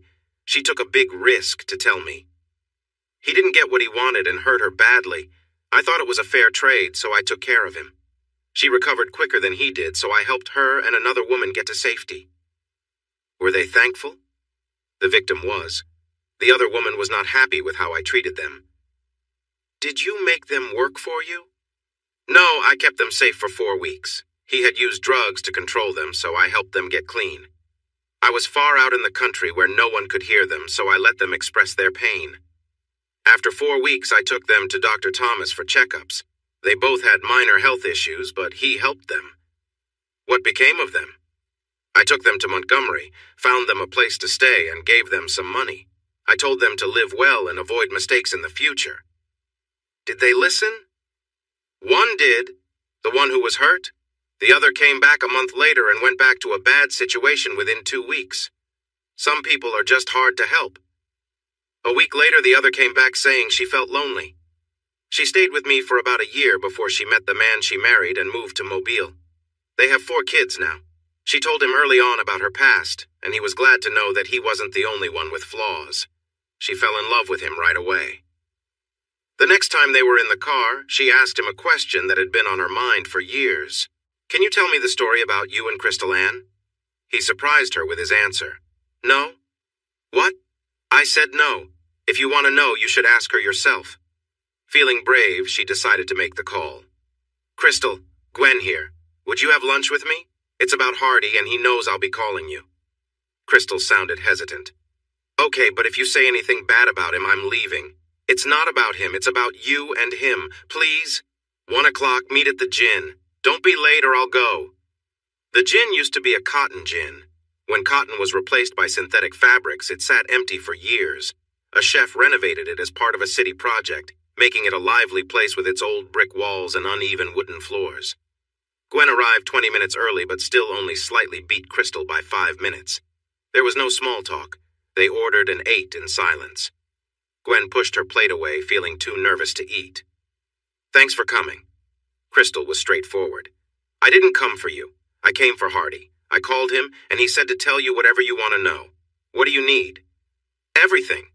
How you met, how long you've known each other, anything you'd like to share. Let's get to the point. You want to know if I've ever been with him, right? Gwen felt embarrassed, but nodded yes. Short answer? No, never. And trust me, I'm just as attractive as you are. Why? Because he cares about me. Not in the same way he cared for you. I became like a little sister to him, and I could never change that. While you grew up with a silver spoon and loving parents, I grew up in a tough neighborhood with a mother who drank too much. Things were difficult but manageable until I grew up. She gestured to herself, making the man at the next table cough unexpectedly. Suddenly, I wasn't just the tough kid that guys had to deal with. I was someone they noticed. The fact that I was 13 didn't matter to them at all, and when I told my mom, she said it was part of growing up. My older brother hung out with Hardy a bit back then, so I knew who he was. My brother kept the troublemakers away while he was around, but he did something foolish and tried to rob a store on his own. The clerk pulled out his own gun, but when the chaos settled, he ended up with an injured leg and a ticket to prison for the next 6 years. There was one guy who kept bothering me whenever my mom passed out. I knew one day he wouldn't just stop at a few uncomfortable touches. I knew Hardy had taken people away from Big Daddy before, so I figured if I had to survive somehow, I might as well do it on my terms and try to make it safe. I tried to look my best, cleaned up, and went to see Hardy. He remembered me, talked about my brother for a bit, and asked if he could help me with anything. That's when I shared my plan to be someone he could rely on if he'd help keep me safe. I'll never forget his expression. He went from cheerful to serious in a heartbeat. He asked for my full story, so I told him about my mom, her boyfriends, and the struggles I'd faced. He told me to stay put, then came back with a woman. He instructed her to take me shopping, and she did. We picked out jeans, tops, sneakers, a whole new set of clothes. I even joked about when we'd get the working clothes, and she just smiled. I got to choose a little sundress and sandals, and I remember looking in the mirror and feeling like I looked older, maybe even grown up. She let me wear it back to Hardy's place. She paused, sipping some water and wiping her eyes. When we returned, Hardy asked her if she'd picked up everything he requested, and she nodded. He looked me over and asked if I liked my new clothes. I said yes, who wouldn't? Then he asked, "Did you get new underclothes too?" I nodded, not really thinking about it. "Show me," he said. I was surprised. Up until that point, I hadn't truly understood what I was getting myself into. I'd heard stories, but I wasn't prepared. Still, I decided to go along, thinking maybe he'd take it easy on me if I cooperated. I nervously lifted my dress a bit, trying to play along. Before I knew it, he stopped me. I hadn't even seen him move, but suddenly he grabbed me, and in an instant, I found myself turned over his knee. He gave me a stern warning, letting me know he'd never accept the kind of life I'd proposed to him. It was his way of making sure I understood that he wanted a different path for me. Afterward, he helped me up, looked me in the eye, and told me that if I ever tried something like that again, it would be much worse than a simple warning. Then he and the woman, who never gave her name, took me and my things to Aunt Hildy and Grandpa Joshua's. He made sure I was set up in a new school, supported me every week, and visited whenever he could. Even after he joined the military, he sent half of his pay home each month. I heard he visited my mom. I don't know what they talked about, but she didn't say anything against me not coming home. The man who bothered me? He got hurt badly. Aunt Hildy and Grandpa raised me, and when I graduated, Hardy paid for my schooling. I decided to become a paralegal and work for him so I could stay close. I care deeply for him, but he only sees a silly 13-year-old when he looks at me. Now you understand. One more thing. I was upset with you for taking him, and I was even angrier when you broke his heart. But I have seen you. You've changed and grown. He has never stopped loving you, and I know you two are spending time together. Just remember, if you hurt him again, there's more to it than you think. Thanks for lunch. She walked away without looking back. 4 days later, they were sitting by the pool. This was the only thing she had changed about the yard. She added it, thinking she might live there alone, and built a privacy fence for herself. But after becoming a parent, she had to limit her sunbathing to when Melissa was in school. Melissa and her friends loved the pool, and during the week and most weekends, it would be filled with laughing teenagers. She only allowed boys on weekends, and only when she was there. It was always busy. Melissa and her friends were pretty, so she understood why the boys came around. When one of her friends told her the boys were there to see her too, she switched from her usual bikini to more modest one-piece swimsuits. They still looked at her, and sometimes it was nice to see their reactions. Hardy spent a lot of time in the pool. It helped him feel better. He preferred to stay away on weekends, even when Gwen and Melissa asked him to join. His body had scars from the past, and he joked with Greg that schools could scare kids with pictures of him. He let her put lotion on his back, and she took her time, enjoying the moment. Eventually, he leaned back in the lounge chair. She lay there with her eyes closed, hoping he was watching her behind his sunglasses. When they were alone, which was happening less often lately, she wore her more fitted swimsuits. At first, she noticed it made him uncomfortable and teased him about it. "You've seen my body many times. Why should it bother you now?" He wore sunglasses, hiding his eyes, but his voice clearly showed his sadness. "Because it's not mine anymore." He stood up and walked into the house. She stayed there, surprised. For a while, she kept her distance, wearing more modest outfits. A week or two later, she put on a simple swimsuit, but noticed he looked a bit let down. After lying there for a few minutes, she got up with a sigh. "This suit is bothering my back. Can I change into something else?" "It's your house. You don't need my permission to dress how you want." She smiled when she returned, wearing a more modest swimsuit. She noticed his reaction. "He still cares about me," she thought, as she put lotion on his back, happy he couldn't see her expression. His recovery was going well, but she worried he might soon return to his own house. She, Melissa, and Greg planned to make his life so enjoyable that he wouldn't want to leave. She felt a bit envious of how close Melissa had become with him. "Don't worry, Mom, I never really had a father, so let me enjoy this as long as I can." Melissa even convinced him to speak at Pleasant Hill during Career Week. "Do you mind, Mom? You're there all the time." "He'll offer something different. You know, a boy used to flirt with me a lot, but then he stopped. I asked Cindy, my best friend, what happened, and she said he got scared when he found out my dad was Hardy Wilkes." "I'm sorry, honey, did you like him?" "Sort of, but if he can't handle my family, he's not worth it, right?" Gwen agreed, sometimes worrying that her family background posed problems. Except for that one time, she rarely mentioned it. Hardy enjoyed the moment and didn't object when she introduced him as her dad. She insisted he stay for lunch, and they were quickly surrounded by friends. Melissa had become quite popular because she remembered her roots and was kind to everyone, knowing life could change quickly. A few kids had to leave school because their families were struggling. She mentioned to Aunt Daisy about a girl she liked having to move away. Daisy looked into the family and the girl's grades, and suddenly a scholarship appeared for her and a few others. Melissa knew Daisy helped them, but kept quiet about it. The next time she was alone with him in the car, she asked something that was bothering her. "What is your relationship with Bonnie? Why don't you ask her? Why won't you tell me? Just like I don't talk about you with anyone else, I don't discuss other important women in my life. If Bonnie wants to tell you, she will. If not, it's not a topic we will explore."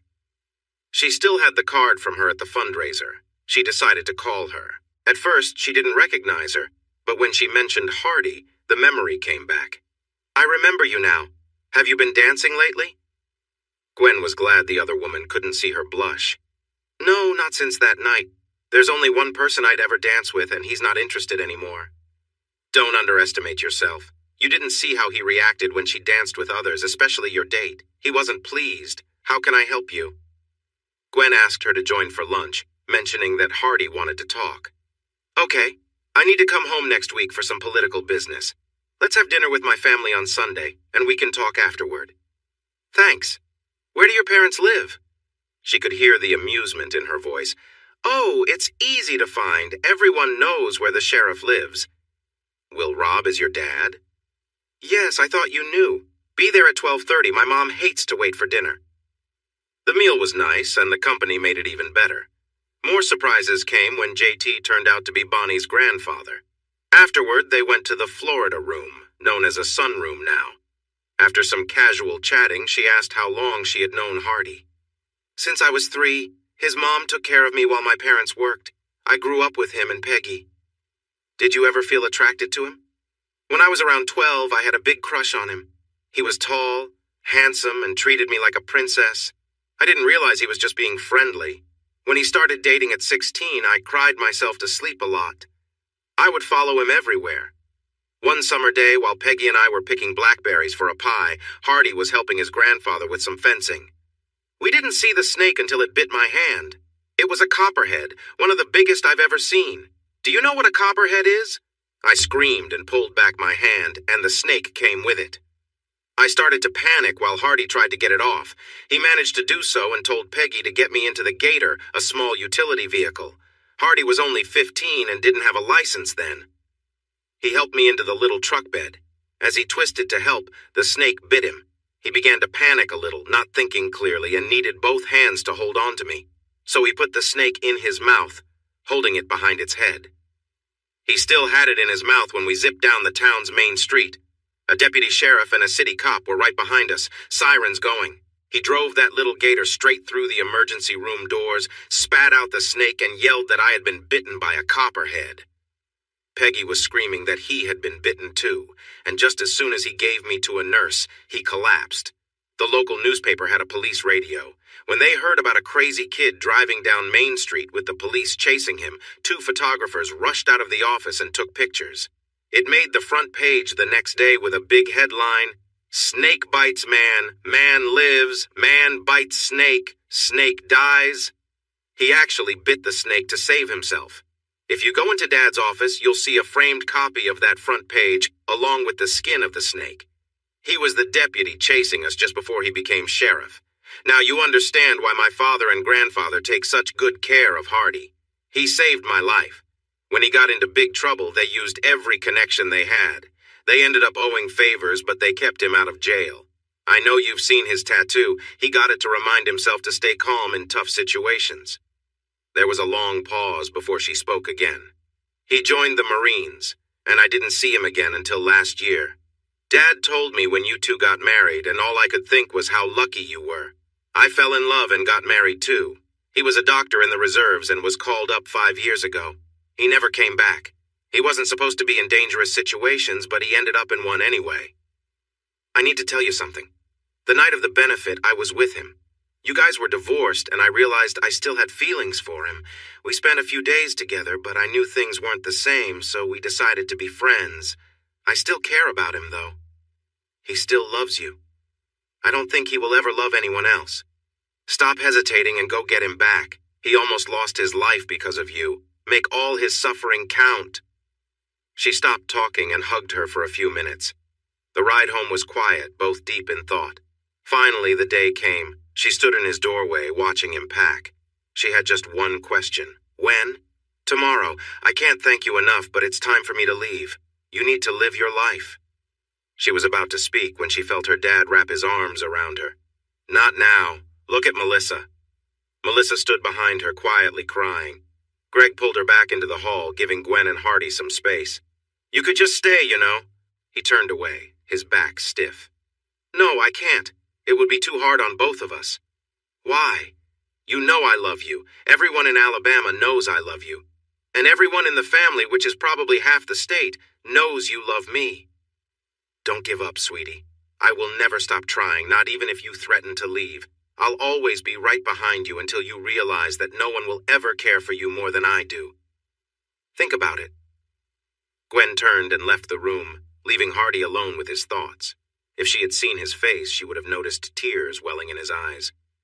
Gwen had a plan bold, a little sneaky, maybe even a bit risky, but it was her plan. She continued to make sure he took his medication, and that evening, she added a little something extra to his water. It was a small dose of a sedative he used during his recovery to help with severe pain, strong enough to make him drowsy. She arranged for her dad to take their daughter, Melissa, out for a movie and late dinner, ensuring they'd have the house to themselves. With everyone else gone for the evening, Gwen set the scene. She tied his arms and legs to the bedposts gently with his ties.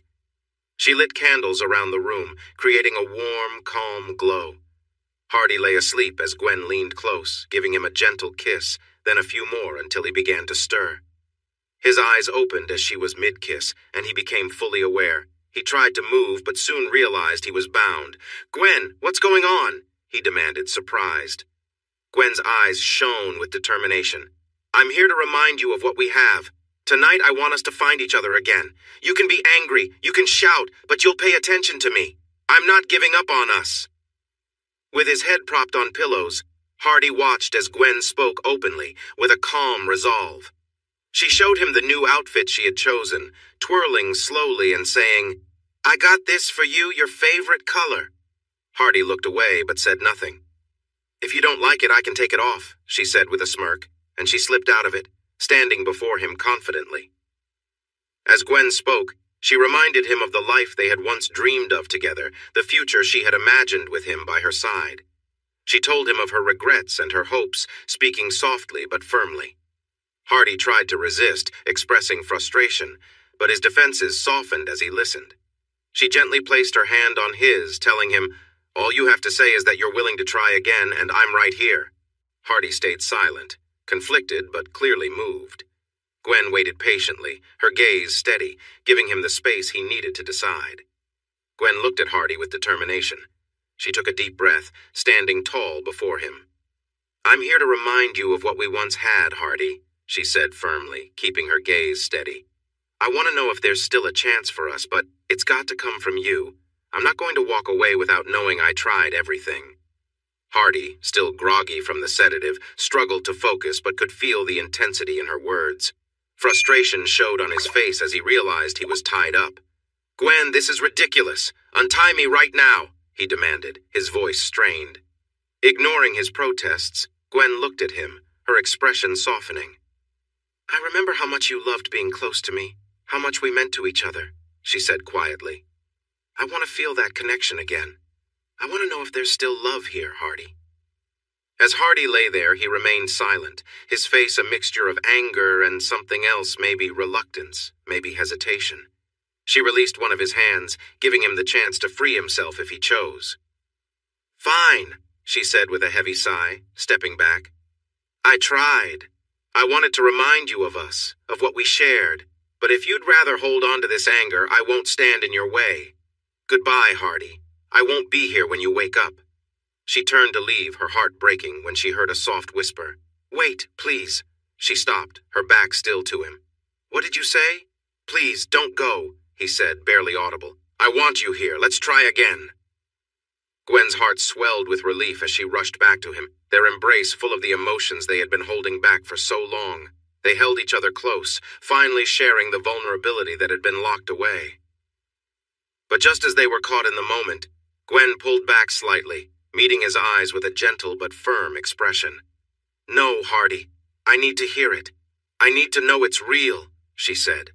There was a long pause before Hardy finally spoke, his voice softer now. "I love you, Gwen. I never stopped." "Say it again," she replied, tears filling her eyes. "I need to hear it." He repeated the words, the weight of his emotions clear in each one. Finally, they held each other close, feeling a renewed connection, one they both knew had been worth the wait. "Show me that you still care, Hardy," Gwen cried out, her emotions finally spilling over. She collapsed onto his chest, her tears flowing freely. She took his face in her hands and looked him straight in the eyes. "Say it," she demanded, her voice breaking. "Say you love me and mean it." Hardy had managed to free his other hand, and he gently held her face, looking back with deep sincerity. "Gwen Marie Wilkes, I love you," he said firmly. "I'd shout it in church on Sunday, take out a full-page ad in the newspaper, or even tell strangers on the street about how much I love you. I'll do whatever it takes." Gwen laughed, a joyful, relieved sound. She felt truly happy for the first time in a long while. "That won't be necessary," she said with a smile. "Just tell me often and remind the family now and then." They lay close together, wrapped in a tender embrace, holding each other tightly. In the warmth of that moment, they both felt a deep sense of peace and belonging, eventually drifting into a restful sleep. Later, Gwen's father, Greg, and her daughter, Melissa, returned from their movie night, still laughing over the funny scenes they had seen. They noticed the open bedroom door and peeked inside. Greg paused when he saw Gwen resting peacefully on Hardy's chest, both of them sound asleep. Melissa quietly tiptoed over and gently pulled the covers up over her mom. "Maybe this isn't exactly what a young girl should see," she whispered to her grandfather, a smile and a few tears in her eyes. Greg chuckled softly, putting a comforting arm around her. "Actually, I think the best thing a young girl could see is the love between her parents. But yes, maybe a little more clothing wouldn't hurt." The next morning, Hardy woke up, feeling happier than he had in a long time. Gwen stirred beside him, wrapping an arm around him and giving him a light hug. "Good morning, my love," she whispered. "Did you sleep as well as I did? I think it was the best sleep I've had in years." He smiled, running his hand gently through her hair. "Like a rock. You wore me out, but I'm not quite back to my old self yet." She laughed softly. Don't worry, I have a new kind of therapy planned for you. It'll be good for building your strength and energy. We'll schedule it mostly for evenings. Hardy chuckled. I don't know. I've always liked early morning workouts. Just then, the door flew open and Melissa burst into the room, jumping onto the bed with a cheerful grin. Gwen quickly adjusted the blanket, laughing in surprise. Good morning, Mom and Dad, Melissa said brightly. Mrs. Hendricks says breakfast is getting cold and she has errands, so one of you has to take me to school. Oh, and Mom, if you're so concerned about modesty, maybe you should remember to close the door next time. They all laughed, and Hardy pulled Gwen close, grateful for the sense of family and the fresh start they'd found together. What a sight for a shy girl. I'll probably remember this forever, she thought with a chuckle. She had to hold back her laughter as both of them turned bright red. All right, hurry up and take your showers, but not together. I wouldn't want to explain to the school why I was late because my parents were in the bathroom. She dashed out before Gwen could say anything. Hardy couldn't help but laugh, and soon Gwen joined in. Then her expression grew serious. Get ready for this. What do you mean? Are kids barging in on us at the most awkward moments? How many kids are we talking about? Well, we have 5 bedrooms, and I don't like wasting space. 4 kids. That sounds like a lot, and we're not getting any younger. She playfully hit him on the arm. Speak for yourself, but I do think we should start soon. I don't want you changing diapers when you're older. The looks they shared felt special. They both reached for each other just as Melissa walked back in. Gee, do I need to separate you two? Mom, just give me your car keys. I'll see you later. No way, you are not driving my car. I'll take you, but we are having a long chat about respecting your elders and the need for privacy. I guess this isn't a good time to mention that I told Aunt Daisy you two are back together. She wants to see you at her house soon. Gwen's expression changed, warning Melissa that she had gone too far, and she quickly left the room. Melissa, come back here right now! They heard the front door slam, and she shouted something about waiting in the car. Hardy held Gwen, smiling. Don't worry, she's just excited. You know how kids are these days. They can't keep quiet about anything. Facebook, oh no. You know how many family members she has as friends? All of them. The ones who don't use computers will be getting phone calls soon if they haven't already. Gwen noticed a shift in his eyes. Are you having regrets already? No, not at all. I just wished we had a bit more time to reconnect. We think we know each other, but 3 years is a long time. We've both changed. I just wanted some quiet time to adjust. Don't worry. I'll just tell everyone that you had to force me into this. That should keep them quiet. Gwen almost gasped. Please don't mention last night to anyone. I'm a little embarrassed, but I was desperate. Still, it brought you back to me, so I don't regret it. Don't worry, Gwen. I won't say a word. Think about how that would look for me. I'll tell you this. A reputation is often just a facade. You're a good person pretending to be a rogue. And honestly, being with the town's most notorious man has its perks. Now I need to leave or Melissa will be late. She rushed out while Hardy enjoyed a big breakfast. Mrs. Hendricks was happy her work was appreciated. Greg came in, got a cup of coffee, and sat across from Hardy, smiling. Say it. Say what, Hardy? That I was right, that you were wrong. He laughed. I don't have to. You just did.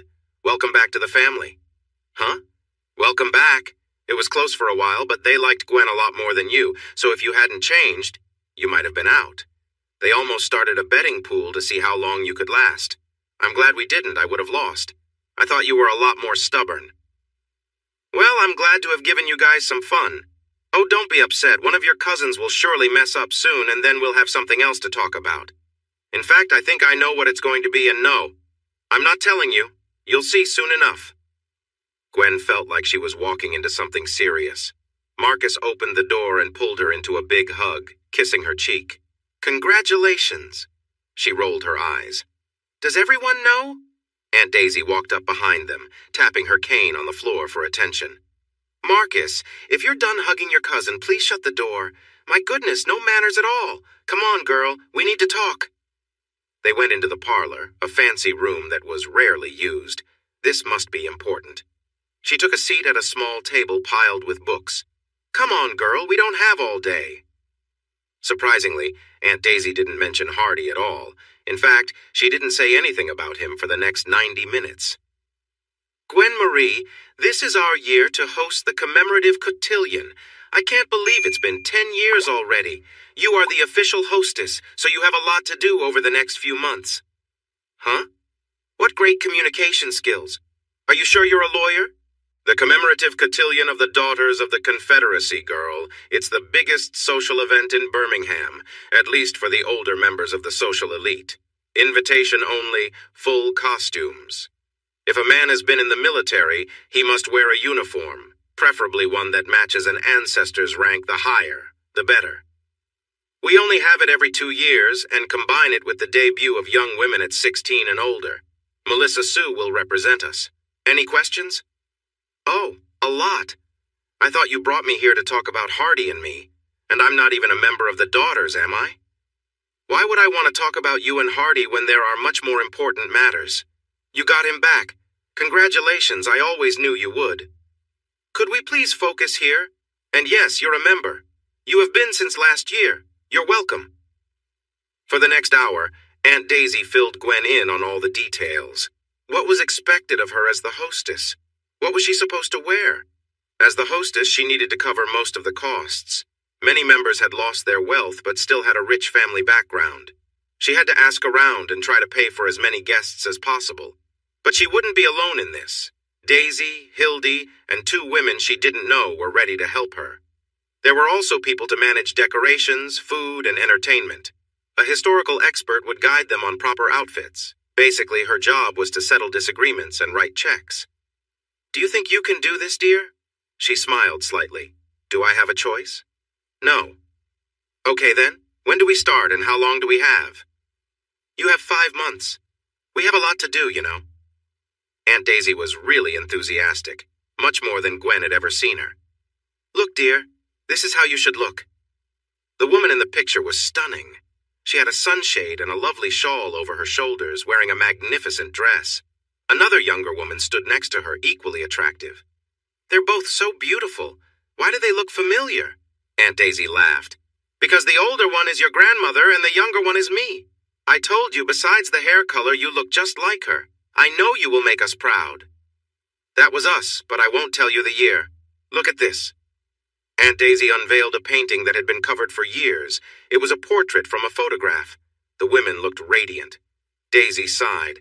This was my favorite family portrait. I covered it the day Ginny passed away. I'm going to have a new one made of you and Melissa to hang beside it. When I'm gone, you'll get all of this. You will inherit the family home and everything in it. Marcus and a few others will benefit from my money, but this will go to you.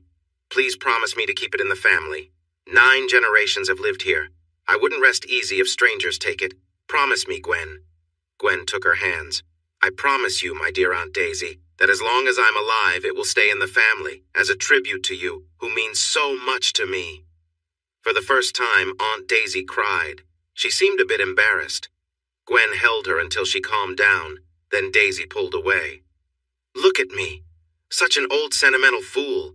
You must think I'm losing my mind. Gwen wrapped her arms around her again. Please, Aunt Daisy, let me hold you for a moment. Daisy allowed it. It had been years since anyone had held her with this kind of warmth. She finally pushed her away. Go on home now, dear. You have a good man and a sweet child waiting for you. You don't know how lucky you are. We'll talk tomorrow. There's a lot to do. Now go on. Daisy sat quietly, looking at the portrait for a long time after she left, remembering happier times. When Gwen got home, she hugged Melissa, Hardy, and Greg tightly, offering no words. Soon she was busy preparing for and funding the cotillion. Some of the older members were skeptical about a newcomer leading the event, but Aunt Daisy shared her impressive family history, reminding everyone that it didn't matter where she came from. What mattered was that she was there. They agreed, especially since they knew if she felt slighted, there would be no event at all. Hardy and the men who were supposed to be escorts got a shock. The dance would feature traditional styles from the late 1700s and early 1800s, and they needed to learn them well. Tutors were hired, and practice sessions were set up. They would learn the Viennese waltz, the Virginia reel, the parade, and even the polka, which were popular dances of that time. This made things exciting for the younger crowd. They had to find dates quickly to attend the practice sessions. This resulted in a whirlwind of invitations, phone calls, and messages. Melissa received 19 invitations. Gwen spoke to her about it, noticing she hadn't accepted any, and asked why. "Most of these boys are just trying to impress me. They want to be with the rich girl, not me. I know I'm only 17, but Pleasant Hill is filled with families that want their kids to secure good matches without love being the focus. Isn't there anyone you like from school?" "Some. Believe it or not, a lot are nervous around me. Being the daughter of the Howes and Canadays with Hardy as my father figure makes them anxious.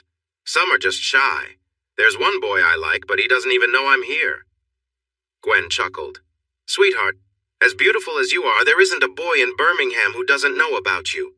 This is your special night, so ask him. Don't wait." That's not how it's usually done. Maybe it wasn't the norm back in 1850, but this is the New South. Women are more empowered now, so go ahead and ask him. The worst he can say is no. Hardy didn't come after me. I had to nearly pull him to the altar. Speaking of relationships, Gwen and Hardy were taking things slowly, spending time together. They often said they loved each other, but Hardy hadn't mentioned marriage, and Gwen didn't want to rush things. Still, sometimes. Melissa found her courage and approached the boy she liked. "Jimmy, I'm having some friends over for a pool party Saturday. Would you like to come?" James Gregory Madsen was nearly speechless. Melissa had been the girl of his dreams since her first day at school. He watched her grow from a shy girl into the confident young woman standing in front of him. He was so nervous that he could hardly speak. What?" "Pool party this Saturday at my house. Be there at 3, okay? My parents want to meet my new friends." He felt a bit intimidated. He had heard many stories about Melissa's dad, and knew her mom also had a strong presence. Yeah, okay, I guess." "Great. We'll have a barbecue and then roast marshmallows. See you then." Then, with her flowing hair and light perfume, she was gone. His friend stood there in shock.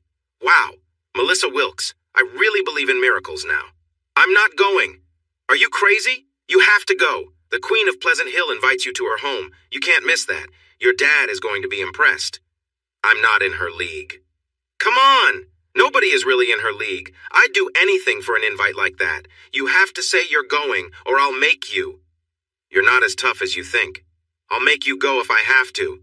Just go. I'll think about it." When Jimmy mentioned he might go to a pool party on Saturday, his parents seemed only slightly interested. "That's nice," his mom said. "Do we know the family?" "You might. Melissa invited me. Dad, I think you know her mom, Gwen?" His dad almost choked on his drink, and his mom looked surprised. "Gwen Canada Wilkes? The one who moved down here not long ago?" "Yeah, that's her. So, can I go?" His mom looked excited, thinking about the possibilities. His dad laughed and said, "Go ahead, have fun. But if that girl is anything like her mom, she'll have you saying yes, dear, in no time." Jimmy was a good-looking guy with tall stature, black hair, and striking blue eyes. He was active in sports, keeping himself in great shape. Some girls thought he might be shy because he hardly dated, but he simply didn't know how to act around them. At 2:45 on Saturday, he rang the doorbell at the Wilkes house. Gwen answered the door. "Hi, Mrs. Wilkes. I'm Jimmy Madsen." Before he could finish, Gwen shook his hand warmly. "It's great to meet you, Jimmy. Melissa talks highly of you. I know your dad. He's a great lawyer. Please, come in." She called for someone, and a tall man appeared beside her. "Jimmy, this is my husband, Mr. Wilkes." Wilkes. He extended his hand for a strong shake. "Welcome, Jimmy. Any friend of our girl is a friend of ours. Melissa is by the pool. Why not go join her? We will be out later." Gwen felt a rush of happiness when Hardy said, "Our girl." Yes, yes, yes. But soon she had other things to think about. 30 teenagers needed a lot of supervision. Most of them knew the rules. If it was just a few girls, they could wear what they liked. Gwen had noticed some bathing suits that were quite small, which seemed pointless. If boys were around, the swimsuits had to be more covered up. Gwen had even sent a girl or two home to change before. She was happy to see that even though the girls wore bikinis, they were still modest. Small groups came together, split apart, and changed places. Melissa held Jimmy's hand tightly, showing him around. For the first half hour, he seemed very nervous, but then he began to relax. Some kids looked at them with envy, and others with annoyance. 5 boys had asked Melissa to a dance, and she had turned them all down. Gwen understood how teenagers felt, so she kept a close watch on everyone. She knew there would be some shared touches and sweet kisses as kids paired off, and that was okay. Anything more was not. She saw a couple in the pool house, too close for comfort. After that, she banned them from the house. After the warning, things got easier. She knew many were being active, and she often worried about Melissa. She had talked with Melissa about relationships soon after she moved in. No one had explained things to her before, and she had even cried a bit as Gwen shared the information. They agreed that if she ever felt confused, she would come to talk. She also said she was too young to rush into anything. Because of her experiences, Melissa was not quite ready for grown-up things, and Gwen wanted her to take her time. Gwen remembered her own youth and knew that if Melissa really wanted to, she could find a way. For now, Gwen believed Melissa was still innocent, but one could never be entirely sure. Trust was essential, and Melissa had given her no reason to worry. The party turned out to be a big success. The boys became quieter when Hardy joined them at the grill, but he was friendly, easing their tension. Now, Melissa and Jimmy were officially together. Just a glance at Jimmy showed he was very taken by her, and Melissa glowed with happiness. Gwen took Hardy's hand as they stood and watched. Tears filled her eyes. "She's growing up, dear. Soon she will be off to college and starting her life. I wish I had been there for her sooner. I wish—" She suddenly let go of his hand and dashed into the house, leaving him puzzled. Recently, she had been a bit moody. Was she having second thoughts? It would break his heart if she decided she didn't want him after all this. But she returned a few minutes later, her eyes dry. She took his hand once more. "Sorry, dear. Just feeling a bit emotional, I guess." "Don't they make a nice couple?" He couldn't help but smile. "Yes, they do. He doesn't stand a chance. When a Wilkes woman wants something, not even the strongest force could stop her. I know this from experience." She wanted to pull him closer right there by the pool. Instead, she squeezed his hand and gave him a sweet kiss full of promise. "Hey now! Is this the kind of example you want us to set?" "All right, here." Melissa grabbed Jimmy and gave him a quick peck. Hardy thought Jimmy might faint. "Get ready, son.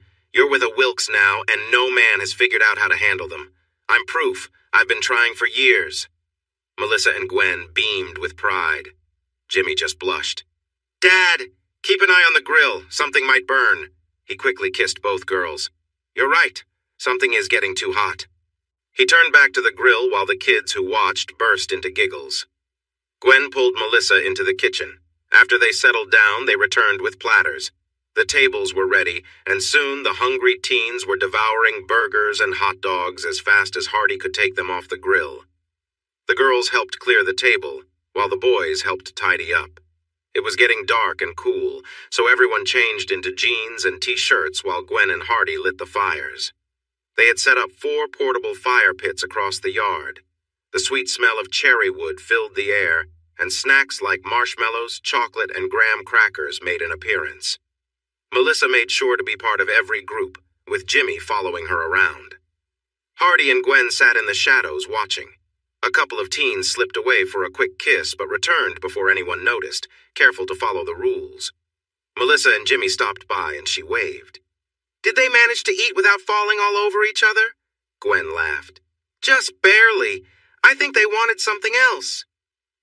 Gwen watched closely as Melissa pulled him behind a large oak tree in the yard. A couple of minutes later, when they returned to the fire, Jimmy had the biggest smile. She took a moment to thank Gwen for her advice, clearly happy to have found her date for the dance. By 10 o'clock, everyone had left except for Jimmy. He was allowed to stay until 11 to help clean up. He offered to lend a hand, but they shooed him inside, saying they could take care of it. "What do you think they're up to now?" asked Hardy as he took the last trash bag to the bin. "If I had to guess, I'd say they are discussing how their tonsils are doing," said Gwen, laughing. "Come over here, dear. I want to show you something behind this oak tree." Greg was still around, appearing in no rush to head back to Boston. When Hardy got shot, he took a break from work and let his partners run things. He seemed to be away a lot, and when Gwen asked about it, he said he was taking long drives to enjoy the scenery. Lately, these drives turned into overnight trips. After learning that Hardy would be okay, he surprised Roy with a visit. "Do you know who I am?" Roy nodded. "Can I help you with something?" "I hope so. I'm looking for Ronnie Wilkes." Roy's expression changed. "Don't worry about it. This is family stuff and we'll handle it." Greg lost his temper. "That was my daughter he almost hurt. Hardy is like a son to me and now he's in the hospital. They're my family too, so this is my business. Are you going to help me, or do I need to look outside the family for help?"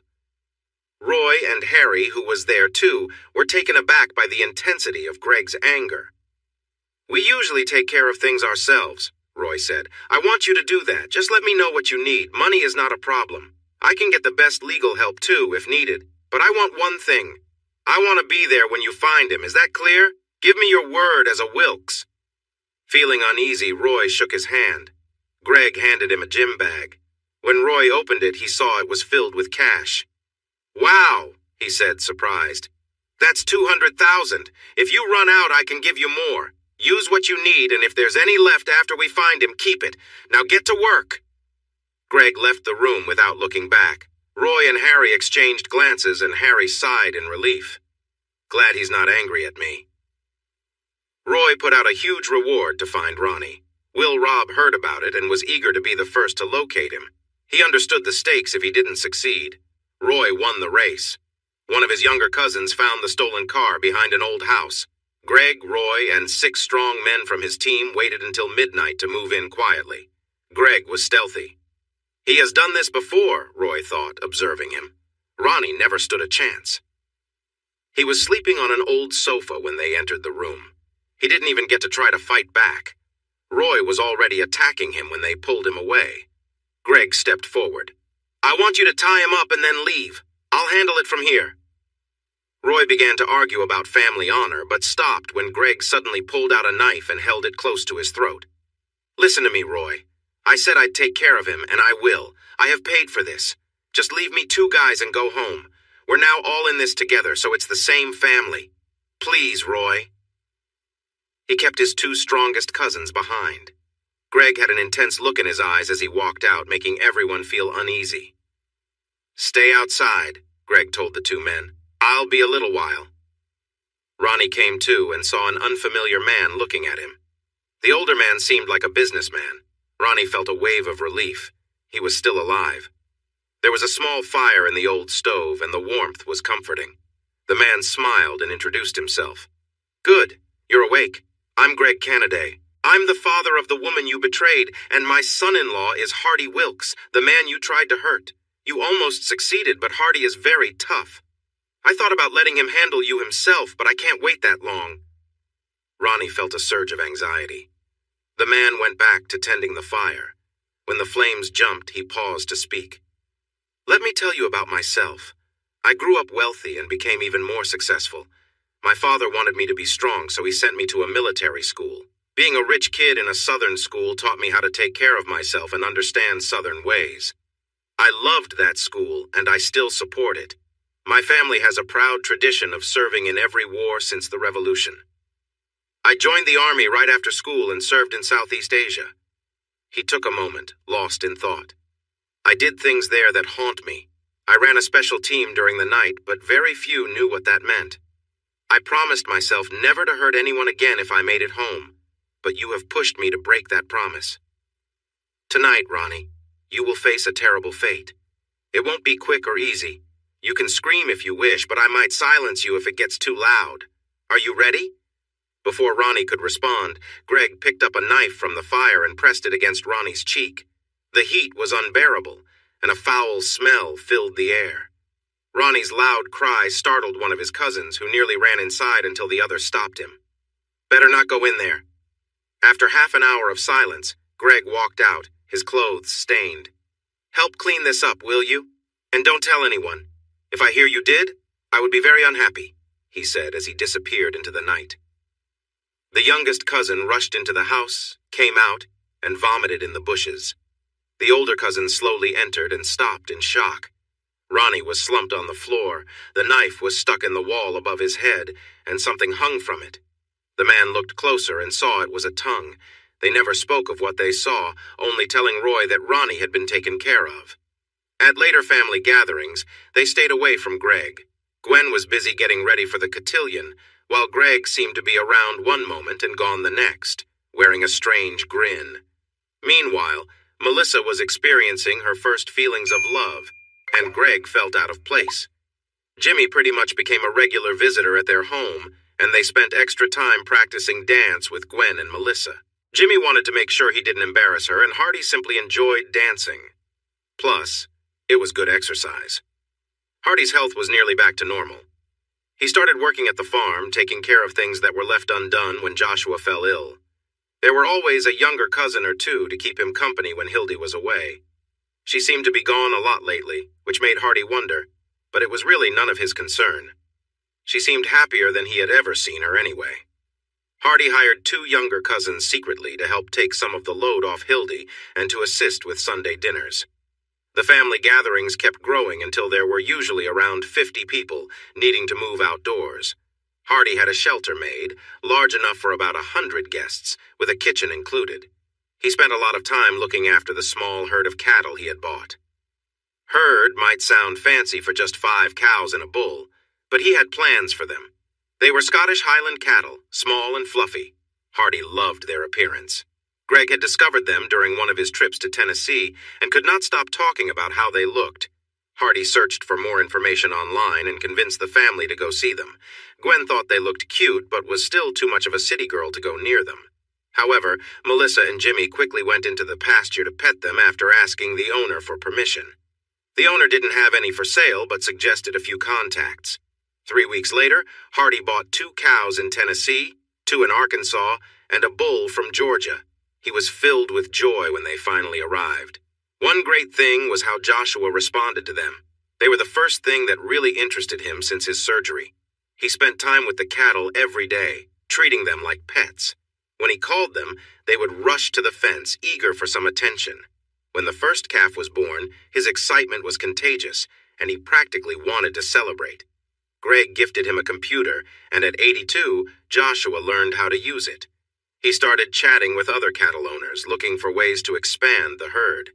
Soon visitors would come over, usually for Sunday dinner, and they would talk about cows until everyone in the family felt they knew too much about them. To everyone's surprise, Greg bought the neighboring farm, claiming it was just an investment. Hildy was often there, overseeing the house renovations. He later purchased 10 more Highland cattle, getting Joshua's agreement to help care for them. The cotillion was coming soon. Gwen sometimes felt overwhelmed, even with the support she was receiving. The upcoming event was set to be held at a beautiful old plantation just outside of town. Although the plantation itself was no longer in use, the house had been transformed into a venue for weddings, corporate meetings, and private celebrations. The main attraction was the large ballroom, which could fit 300 guests. So far, 240 people had confirmed their attendance. About half of those guests needed financial help, and Daisy quietly provided the necessary funds out of kindness for old friends.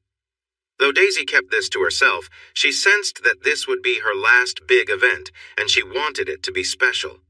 Tailors had been working hard to ensure all the suits and dresses were ready. There were specific dress codes for the women.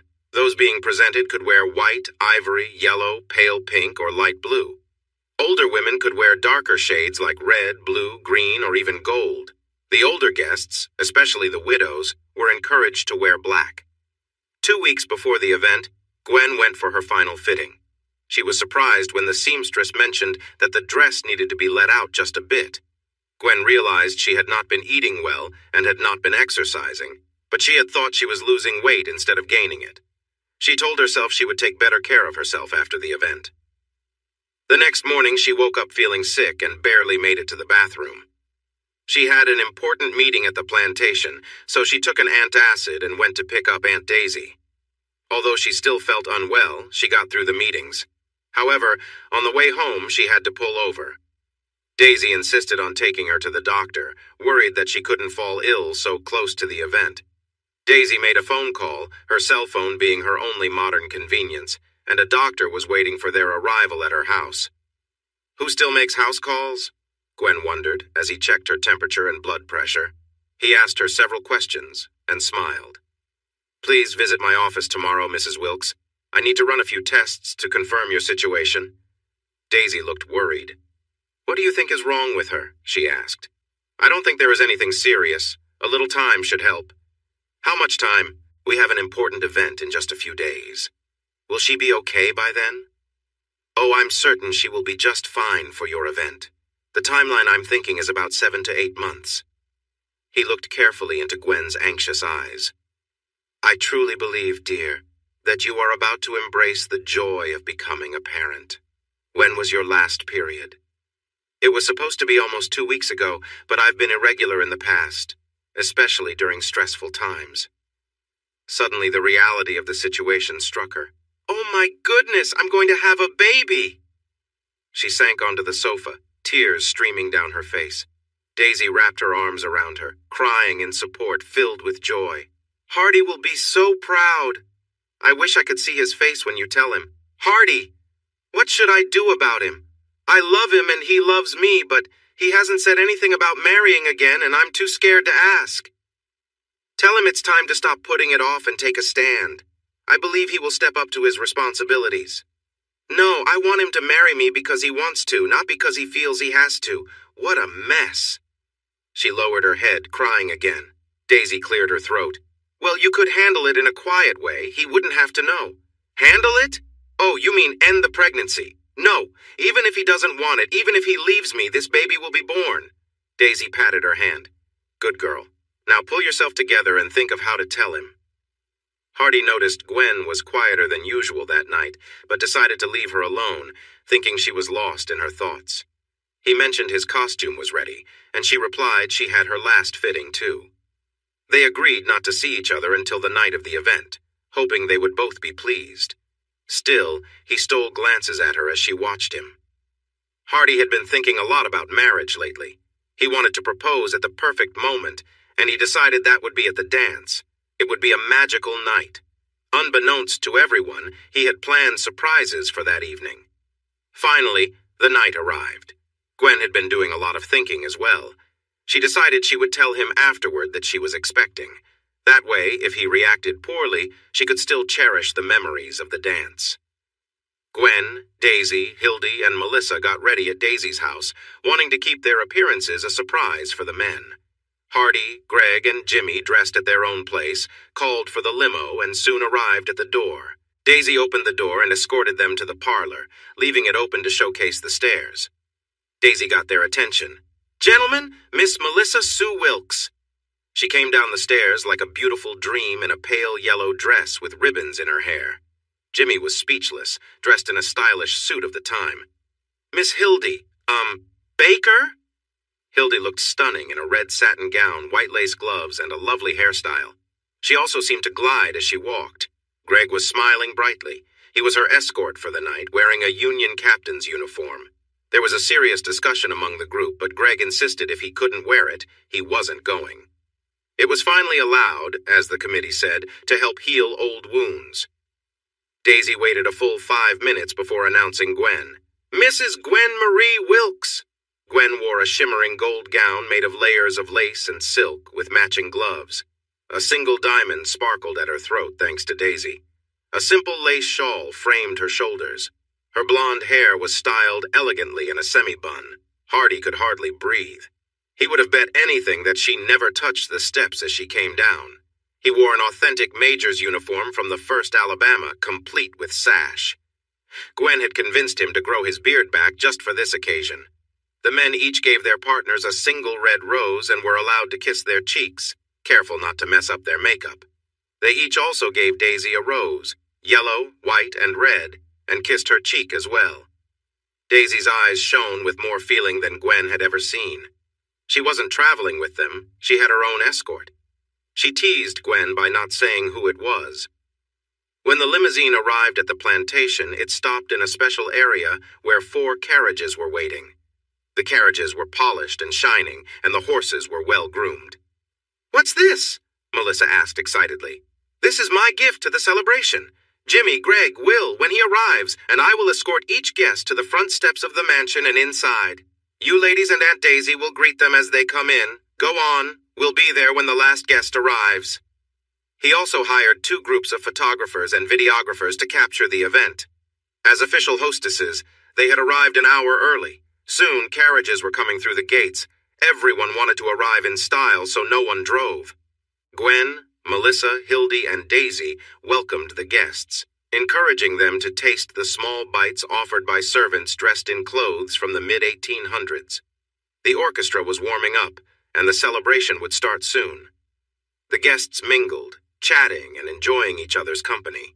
There was a room where the adult ladies could enjoy drinks, and a separate room for the gentlemen. Gwen, for reasons Hardy didn't understand, wasn't drinking, so he thought it best to skip the drinks too.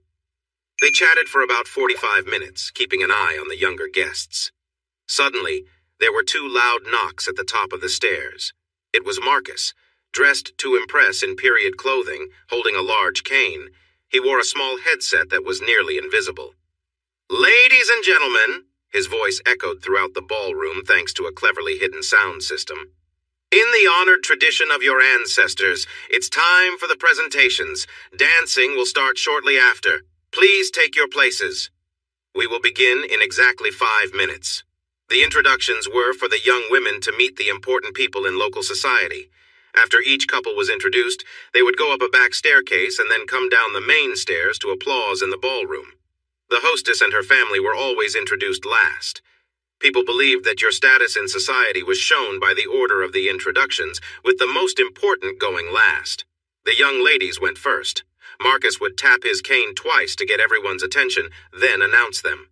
Melissa was the very last to be introduced. "Ladies and gentlemen, please welcome Miss Melissa Sue Wilkes, escorted tonight by Master James Madsen."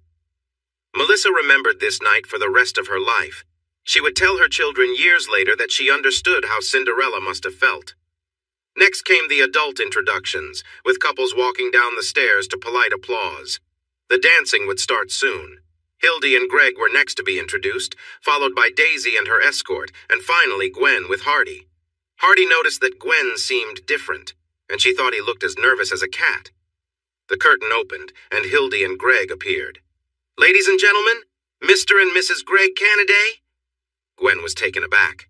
Greg looked over his shoulder with a smile as the curtain closed. "We eloped last weekend." Daisy stood with a smug smile. Hildy had told her earlier in the week and made her promise not to spoil the surprise.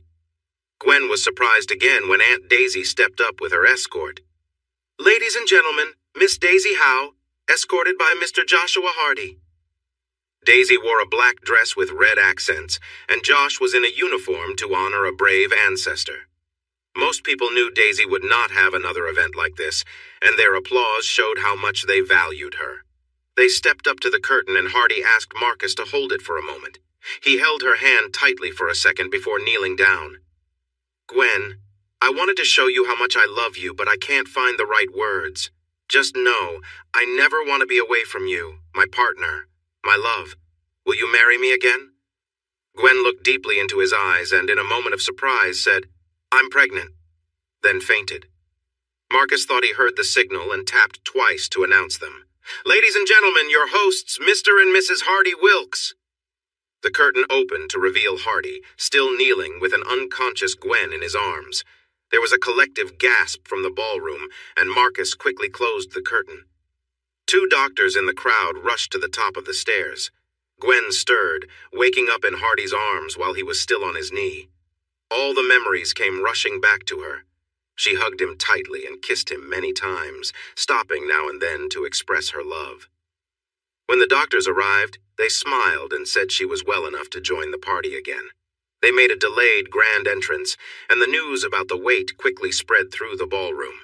When the curtains pulled back, the audience clapped for 3 minutes. Melissa and Hildy waited for them at the bottom of the stairs. Melissa cheered, saying, "You go, Mom," while gently touching her stomach. "And you too, little brother or sister." Daisy, Gwen, Hildy, and Melissa gathered for a group hug, all getting a bit emotional, even Daisy. They headed to the restroom to fix their makeup. The cotillion turned into a special celebration for the Wilkes and Cannaday families. After getting the doctor's okay, they danced joyfully for the rest of the night. As all good things do, the ball came to an end at midnight. Many young guests hurried to change into festive clothes. For Melissa's 18th birthday, Hardy and Gwen had rented a smaller hall at the club nearby and turned it into a lively dance party with lights and a DJ. Hardy and Gwen were the official hosts, along with 4 other couples. They also rented rooms for everyone, including a special room for themselves. Greg and Hildy decided to head home to their renovated farmhouse. Joshua took Daisy home and spent the night. It was the first time in over 30 years that either had shared a bed. The kids had a great time and filled the dance floor until 2:30. Most had rooms reserved with their families, but a few, including Melissa, opted to go home. Gwen was not happy about that. "No one will be there. I'd hate for you to be alone." Melissa looked down, her cheeks turning red. Mom, I won't be alone." Gwen understood and gave her a knowing look, realizing her daughter was growing up. "Just be careful, sweetheart. Promise me." "We will, Mom. I love you, and please don't tell Dad, okay?" She stood at the entrance and watched as Jimmy arrived and opened the door for Melissa before heading back to their suite. As she walked, she absent-mindedly rubbed her belly, wondering how many more times she'd feel the bittersweet ache of watching her children grow up and step out into the world. And now, we return to the beginning of our story. The little girl finally got her hair done and ran into the arms of a man who had just walked in. "Grandpa? Was Grandma a Yankee?" He looked at her, the joy of his life for 40 years, and still saw her as a lovely woman. "Well, she was, honey, but she learned to move past it." Joshua passed away 18 months later, but he got to hold his great-grandsons, Joshua Hardy Wilkes and Gregory Cannaday Wilkes, in his arms before he went. He later said it was the proudest moment of his life. Gwen had twin boys first, and then a daughter named Annette Daisy Wilkes, who was named after Daisy and Hildy. Hildy was actually named Annette, but she never explained how she got the nickname. Daisy passed away shortly after Joshua was born, but not before she hung a portrait of Gwen and Melissa next to one of her and her dear sister Ginny. Marcus found her in a chair, looking at the paintings. True to her feelings, she never attended another cotillion. Marcus became very wealthy and married a girl he met in college. She was white and a Chapman, who was ironically another relative. They had 4 children. Gwen kept her home well-maintained and let the Daughters of the Confederacy use it as a gathering place. Occasionally, when she felt old or missed Daisy, she would sit beneath the portraits and remember. Greg and Hildy moved to Boston, but after one winter they returned to stay. He focused on raising Highland cattle and became one of the top breeders in the country. Hildy found a love for horses, and her Arabians were considered some of the best around. He passed away at 75. Hildy lived for another 12 years, but the spark in her eyes faded. Before she passed, she said her greatest comfort was knowing that Gwen had taken her place and that the family was in good hands. Gwen and Hardy lived in Birmingham for 8 years before they both retired to the farm. They stayed because Gwen served 2 terms as district attorney and 1 as a circuit court judge. It seemed Paul was right. JT passed away quietly. Will Robb said it was the first thing he had ever done quietly. Will Robb finally retired after 2 more terms as sheriff and gave Gwen a framed news article as a keepsake along with a tanned snakeskin. Alan Hovis spent 3 years in jail, marked by the stigma of being part of a gang, before he was found deceased in troubling circumstances. Vicente Escobar disappeared during a cartel conflict. He was never seen again, although there were rumors for years that he was living in Italy with his family. Ann Burnside retired with full honors and married a lovely woman named Victoria. They now run a resort in the Bahamas, and she seems happy, though sometimes she sees a blonde couple at the resort and daydreams. Melissa Sue Wilkes attended the University of Alabama and earned her law degree from Harvard. Joshua joined the Army and made it his career. Greg studied law but later entered a seminary and became a Baptist minister. Annette Daisy had a few difficult marriages before finally finding a good man. They have been together for 10 years. Roy miscalculated and ended up serving 10 years. June Bugg graduated while he was incarcerated. When his family needed help, a cousin was always there. Hardy and Gwen covered their living expenses until he was released. By then, he had retired, received a pension, and looked at the world with a smile. And Hardy and Gwen? They care for each other deeply and enjoy their time together. Gwen is the respected leader of the family, always ready to lend a hand. Many family members attended college thanks to special scholarships. Their Sunday dinners are well known and cherished. Hey everyone! Thanks for watching. Don't forget to subscribe and turn on notifications so you won't miss any of the exciting stories we have coming up. What do you think about the characters in this story? Let us know in the comments. We'd love to hear from you.